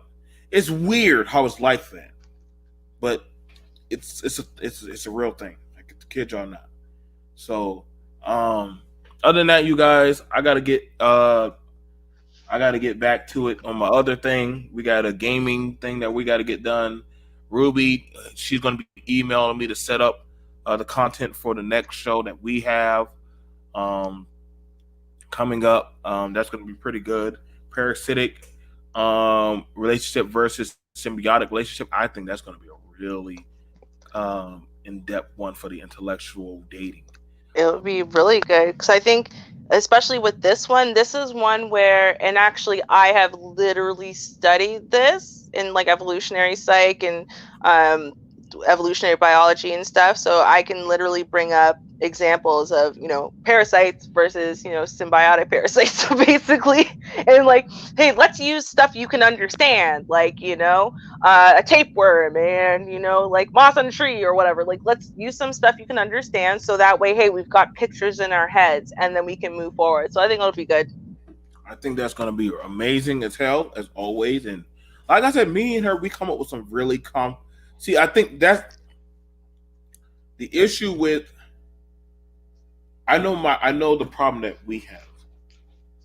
The convos that me and a few other people have are not the lower fruit hanging convos. So when people hear them, it takes them a while. Like they'll have to like stop, replay what was just said, and then listen to it again that it actually makes them think and look at stuff with with the way how we talk about it, it would be like we're attacking this bottle not from just the top, but from different angles. So it's more so we're literally doing psychology of relationships. You know what it is that people understand that, like, no offense, but people are basic. Like, humans are basic. So they really like people to tell them they're right. They like to understand things. They like things to just be repeated over and over and over again. So, like, you would have, you know, 1 million views right now, 1 million people following, if we just took the same arguments that everyone uses and you yelled one side, I yelled the other side. It's all the stuff everyone's used to, and we just yelled it at each other. People are so used to it, and that's what they're looking for. Like, because what we're doing is we're making you think, even though technically, you know, we're on two sides of the coin. It's not the coin they're used to. The sides aren't the same. You know, the arguments are the same. Who's saying them? They're not used to you having, you know, the male having this argument, women having this argument, and so it makes them have to stop and actually think and actually look at things in a different light. And for some people that makes them uncomfortable because, you know, they like familiar. But, you know, there's a lot of people, you know, to give your viewers credit, you got a lot of viewers who are not basic, and they actually do like to think. They actually do. You know, they might not be used to it in giving their own arguments, but they like to hear it. They like to think. They like to have their perspective opened up. So I appreciate that. So I come over here. I like them. And like I said, and I thank you, Ruby, for coming over. Like I said, you guys, that is high praise. Like I said, I try to shout out to Danini for the super chat. All donations are very much so appreciated. Like I said, I try to make sure we can have a high frequency conversation with you guys. I try to do that with you guys because I believe that y'all deserve it. Also, you guys, shout out to y'all who supported the gaming review. I didn't think y'all liked me doing gaming reviews, but I guess I'll do more for y'all. So, other than that, you guys, much love, much respect. Y'all take care. Y'all have a good night. Google tired me out, man. Them tech nerds. Those real techs. I swear, boy, they run me through the ringer and everything, and I have to go. It helps to repeat in basic terms for certain viewers. We do need a minute to comprehend what you say, so it's good you're mindful of that. Yeah, no, I don't have a problem with that, Basie. I don't have a problem with that. You're better at it than I am. It takes a lot. Hashtag pay RBR. Okay, RBR should be paying me. Stuff I got to deal with. Who is this Jefferson Javis guy? He's weird. Like, his commentary confuses me because half the time I think he hates me and half the time I think he loves me. I'm not sure which it is. I don't know. He was going hard for you. Contact my secretary. I'll get back to you later. We'll communicate what's good for you again. Like, when did you say that you wanted to communicate? You see what I'm saying? Like, what is it? And then he, at one point, Kamala, am I Kamala in this scenario? Yes, you're Kamala. Oh. You're okay. Kamala. Pretty much he's calling you Kamala, but you're light skinned and Jamaican and black and all that. So I guess you're Kamala. Oh. Is that what happened? So you're his Kamala. Okay. And listen to this woman, BMT, not gonna happen. But then he and then he told me not to block him. So I was like, why would I? So I'm supposed to block you? What did you say before that? Don't time me out. Look, why can't you just be like Bay C and Xander? They're just chilling. Like, see, right? Just being normal. They're just chilling. Everybody here was just chilling. Trucker, shout out to Trucker JP. Like, everybody was just chilling. See, I know you're gonna be back, but you'll probably be doing some more stuff. Pay RBR, me and Obama. I hope the guy that's not RBR, but if that is, hey. It's probably like JI or something. It's like JI's troll account. Like, yeah. Like I said, you guys, much respect, much love to you guys. I'm gonna see you guys later. Peace. Y'all have a good day. Ruby, you already know. Contact me, babe, and we can definitely get it rolling out. You guys. And also you guys. Um, yes, I have multiple men and women on my show. I do call my women love, darling, babe. I call them now all the time. That's not something new. I don't know why y'all freak out from me doing that. I swear on everything. I've been doing that. That's just how I talk. So I don't know what to tell y'all, but none of the women actually. When I stopped calling the women that, they felt it was something wrong that I stopped doing that. That was very interesting.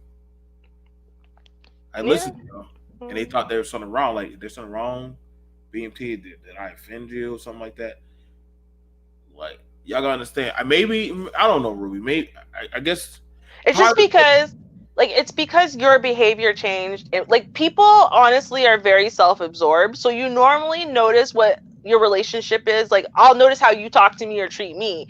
I might not necessarily notice how you talk to every other woman. So if you changed and stopped calling all women babe or hun or whatever it is, I might not notice what you said to other women. I'll just notice you're not doing it to me anymore. So then you change. So then it's like, what, are you mad? Like, that's why now I'm not your hun? Or like, what happened? Right? Like, it's like, whoa, hit me up. Listen, when I tell y'all Ruby is the fastest texter during mid shows, like, literally, she will text me like, "What's going on? Like, why aren't you talking to me?" Like, so trust and believe. Like I said, I don't change up for women on my panel. So a lot of people think I am misogynistic to the women. I'm just very comfortable in my masculinity, and they're very comfortable in their femininity around me. So I like to keep that. I like keeping that for the men and the women, so that way we can have that. That way they don't have to prove that type of energy. Okay, so I'll see you guys. YouTube is using content creators as slaves. It's kind of free slavery, I guess. I mean, somebody's going to use you. Somebody's going to use you. So, but as long as our content gets out there, I know me and Ruby. I know she's going to have some notes. Trust and believe. When Ruby be trying to come to my show, she be trying to put together some stuff. I feel like I'm in mental competition with Ruby. Whenever she does stuff, I'm like, you're not about to one up me. I can cut right back at her when she be throwing out some stuff. I just be like, and I don't be drunk. Like, I don't know. I wish I would stop thinking I'm drunk. I am really. I'll be drinking and just be sitting here and just be talking. No, I think you're drunk. I honestly do. What I'll think you're drunk when we're having like a serious conversation, and then somehow we're on your freaking fake profile, and I'm like, why? Why are we here? And then I'll be like, oh, you just want some entertainment now. That's fair. That's fair. There have been times I do get drunk on it, but other than that, you guys, me drinking on the show, it's not really.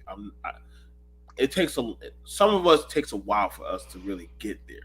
Mm-hmm. So we'll just be chilling. There's a few of us that can drink during a show.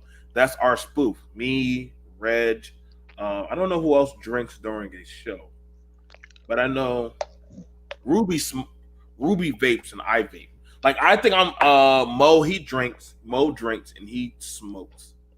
There's a few of us that drink and smoke through our shows, but it doesn't really do anything to us. We just sit there and just do the show.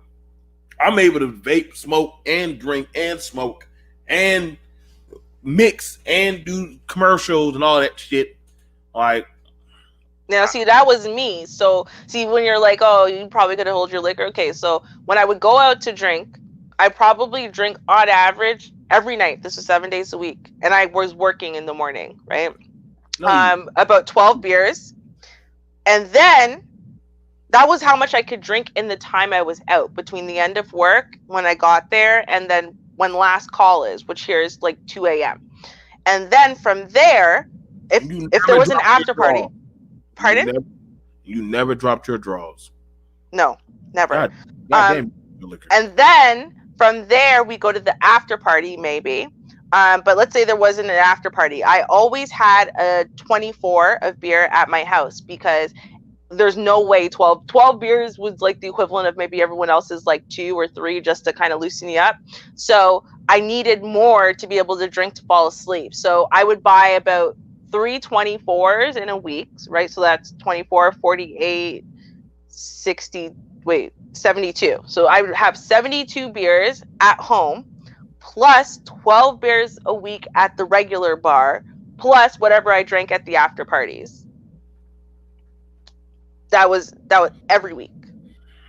And remember that, like, a lot of time I could drink myself sober, but most of the time I could barely drink myself into the place where I could like fall asleep for like a long period of time. Like my tolerance was so high that so I won't drink beer. Beer is my drug of choice. For some people, there's no difference between vodka and beer, but for me, there is. Like, vodka does not trigger me. So I went out for my birthday once. I said, oh, I'll drink. It's been a long time, whatever. Everyone else was wasted by the end of the night, and I was still dead ass sober. And I hadn't drank in about 5-6 years, and I was dead ass sober. Like, and remember, everyone's buying me shots, right? People aren't keeping up with me because I'm drinking way more than everyone else, and I was dead ass sober. Like, my tolerance is stupid high. I don't think it'll ever go down. I think I'm just like stuck with the inability to get drunk. Like, yeah. Well, you guys, we thank y'all for coming through. Thank you, Lando. Thank you, Val, always. Y'all guys keep an eye out. We are working on now a gaming as well as gaming, comic book, and movie channel. I'm very happy. Like I said, we do a lot of things behind the scenes. I swear, boy, I tell y'all, like we stay busy. We stay busy over here in the factory. Okay, can we mention something else? Yes, Can we mention what Ruby's doing? Go ahead, Ruby. Okay, so on Fridays and Saturdays, you can catch me at Just Ask Shar.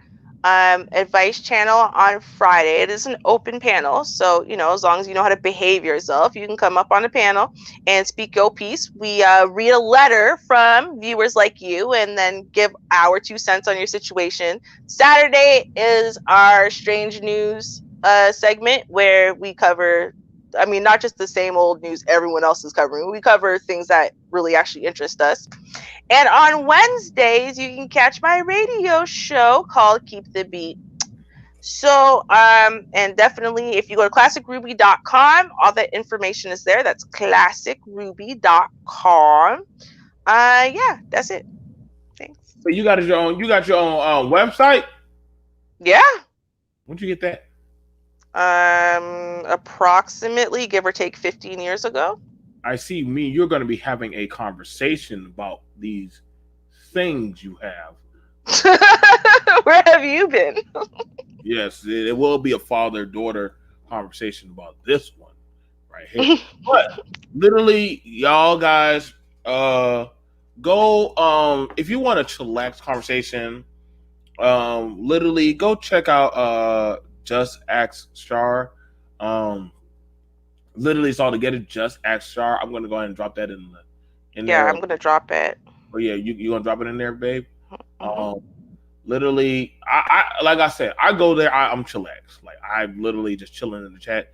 I know Shar be saying, Joe, BMT, come on up. But I do sometimes. But but most time I just sit there and listen to the ladies. It's kind of like just listening to talk radio. But the ladies, they're actually doing radio. But I think they actually do better on radio than they do on YouTube. That's why I try to tell a lot of y'all, like, a lot of people are just caught up with, don't be fooled. Like, some of us do more than just YouTube. You know what I'm saying, Ruby? Like, exactly. That's what I'm saying. A lot of y'all, like, y'all be asking me, like, BMT, how do you do so much? How do you, like, I have 4 channels. 2 podcasts, a Twitch stream, a gaming stream, and a radio. Like, I'm not just here. It's just that people subscribe through my YouTube channel to keep track of what I'm doing. Like, that's why I be trying to tell y'all, like, a lot of us are done. We've been done to start elevating these girls. Y'all are very phenomenal. Thank you. Y'all are very phenomenal, very professional. That's what we need. More professionalism. And they read the letters. They go over articles. They are very, very, very chillaxed. They don't swear at each other. They don't fight each other. They have panel etiquette. Oh God, I would kill for panel etiquette. It's so needed. Well, y'all know. Listen, Auntie Shar don't play that game, so yes. she don't play. And she gives 0 fucks too. She will cut you off quick and in a hurry if you don't want to behave on her panel. So Shar does not. Listen, Shar is one of the most chillaxed women content creators I know. But the minute you step out of line, she will snap you out of there like Thanos. She has 0 fucks given, and I respect her for that. You know. See, now Uncle BMT will be more patient with you. Auntie Shar is not as patient with you. But however, you know, like I said, a lot of us have other things outside of hello. You don't see this big ass goddamn YouTube, goddamn shirt and Google people. Like, shout out to Google. Y'all tech jockey nerds. You know I love you guys. I give y'all a hard time, but y'all get happy when I bring y'all subs and donuts and cake and cheesecake. I knew y'all guys ate my slice of cheesecake in Boston, but pie. But I won't hold that against you guys. You guys helped me out greatly. I'm also keep y'all guys keep watching out for the channels that I tell y'all to watch out for. We gotta go. Maybe I could take out these hipster. We gotta go. You know, we gotta go. Sorry, that's our that's our outro for the radio. We gotta go. So, we gotta go. Sorry. Out. I'm done. I need an outro, damn it. I need an editor, but I can't get an editor because she doesn't want to work. These guys are circadian sleep. So my editor for our channels, it's like I literally, you guys, if y'all find me an editor. If you can find me an editor too, you find an editor, let me know. Because honestly, that's why I drop like 2 videos a year. Actually, not even 2 videos a year. I legitimately, apparently, only have 17 videos on my channel. I'm positive you can only see like 13 of them. It's amazing though. For what you were saying, like, oh, and you think people think you paid for views or subscribers or whatever. I'm like, I don't have anywhere near 1,000 subscribers. Don't have anywhere near 1,000 subscribers. I've only dropped 13 videos since I started in 2017. And I have not 1 but 2 different videos that are well over 50,000 views, right? And then some of my videos are only at like 200. But then, you know, my intro video is like at 1,000, I think. But like, I have a video that's like over 90,000 views. I have another video that's over 70,000 views. I haven't paid for those views. Here's the thing about it. When you talk about certain topics, they'll shoot up. You talk about other topics that are very meaningful to you, they be the lowest viewed, but they be the most treasured video. As soon as I talk about accountability, like in self, and that's what they think I'm going to talk about, that's like 200 views. If I'm going to mock something or someone, 80,000 views. Boom. They like it when I diss people. I don't know why. I'm like, I don't even like this people, but when I do that, oh man, like that's gonna be over a K right there. That's an easy check for me right there. And I'm like, oh, y'all want me to go back to that guy? No, I can't do that. I like to try to, like I said, you guys, it's hard walking this line. Shout out to my nephew Xander. I see you with your channel. Much love to you, nephew. it's hard walking the line that me and Ruby walk, because that means you have to have a balance, and it's so easy to want to cross that line. It's very, very, very tantalizing, but you can't. You have to be balanced, it's very hard. I look at it from male and female. I go hard for men. I also go hard for women. I go hard for people. So it's very hard to do that.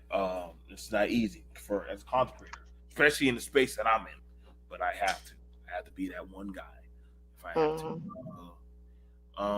For the most part, you guys, Wait, can I defend myself really quickly? I just realized something. So, because everyone always hates me whenever I say anything. So to be clear, I defend women. I do. I don't defend feminism at all, especially not third wave feminism. But I do defend women. First wave. And first I support first and second wave feminism, not anything after that. But I do defend women, and I do defend men.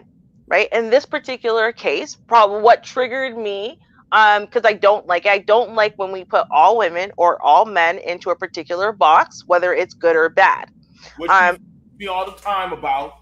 Yes, I have a serious issue with it. Just like I have a serious issue with things not logically making sense. You can't sit there with broke down logic and then think you're right. Like, that doesn't work for me. So those are the things that I'll fight for. And I fight very ardently for us not to, give people too much infantilization. Like, to me, I find it insulting how much we infantilize and give the victimhood status to women, right? But at the same time, I refuse to sit there and make all men, the bad guy in every situation. And so, I fight for that. I fight for basically fairness, justice, equality, actual fairness, justice, and equality in all and every situations. And people don't like that. So to be clear, because people are going to see, she does hate women. You see, after this one, I know it. Oh, see, she's defending abusers. See, I know that's exactly what's going to happen, despite the fact that we never talked about Tory Lanez, because 7,000 times I brought up his actual assault to women charge. I totally said, nah, he's a muck bucket. Great. That's not what we're talking about here. It's still going to be said. So to be clear, I do defend men and I do defend women. I defend fairness and I defend logic. That's what I'm here for.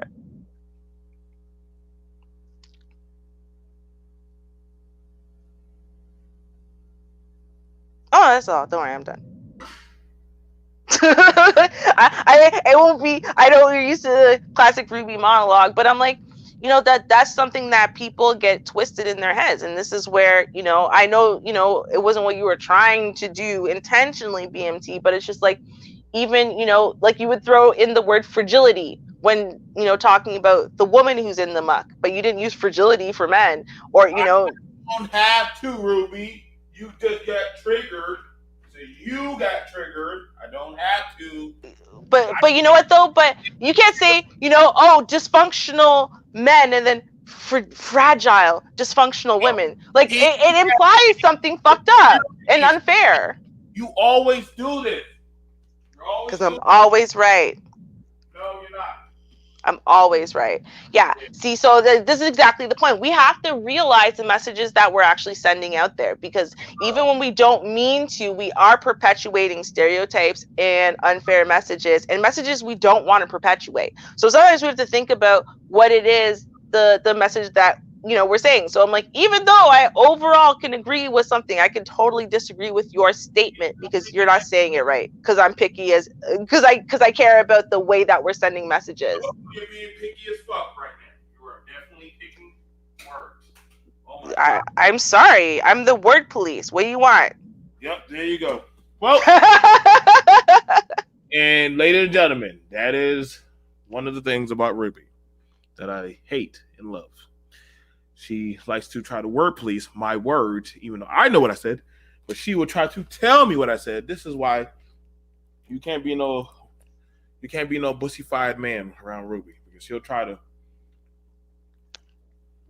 mentally batter you. Luckily, I'm strong enough. You know what you meant. I know what you said. There's a difference. No, I'm not fighting you right now. You want a fight, but you're not going to get one.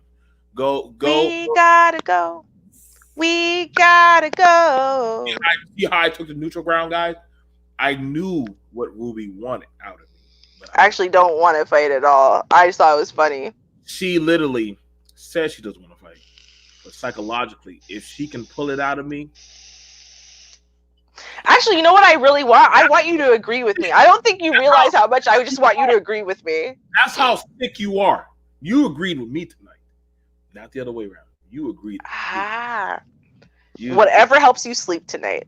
Oh, I do. I will sleep really good. So while you're sitting on your couch doing your vape, your banana or banana nut bread vape, make sure. Oh my God! How did you know? I actually got the banana nut one. I haven't had this one in a really long time, like almost a year, and that's the one I'm using today. See how I'm in your head? Make sure you know that BMP beat Ruby tonight. So you can go ahead and vape on that one tonight. He's stalking me. No. I beat her. The day she beats me, I'll go buy her a cartridge of vape. So, ladies and gentlemen, I'll take my win and I'll go ahead and walk out this bar with dignity. All right. See you guys later. We gotta go. Yeah.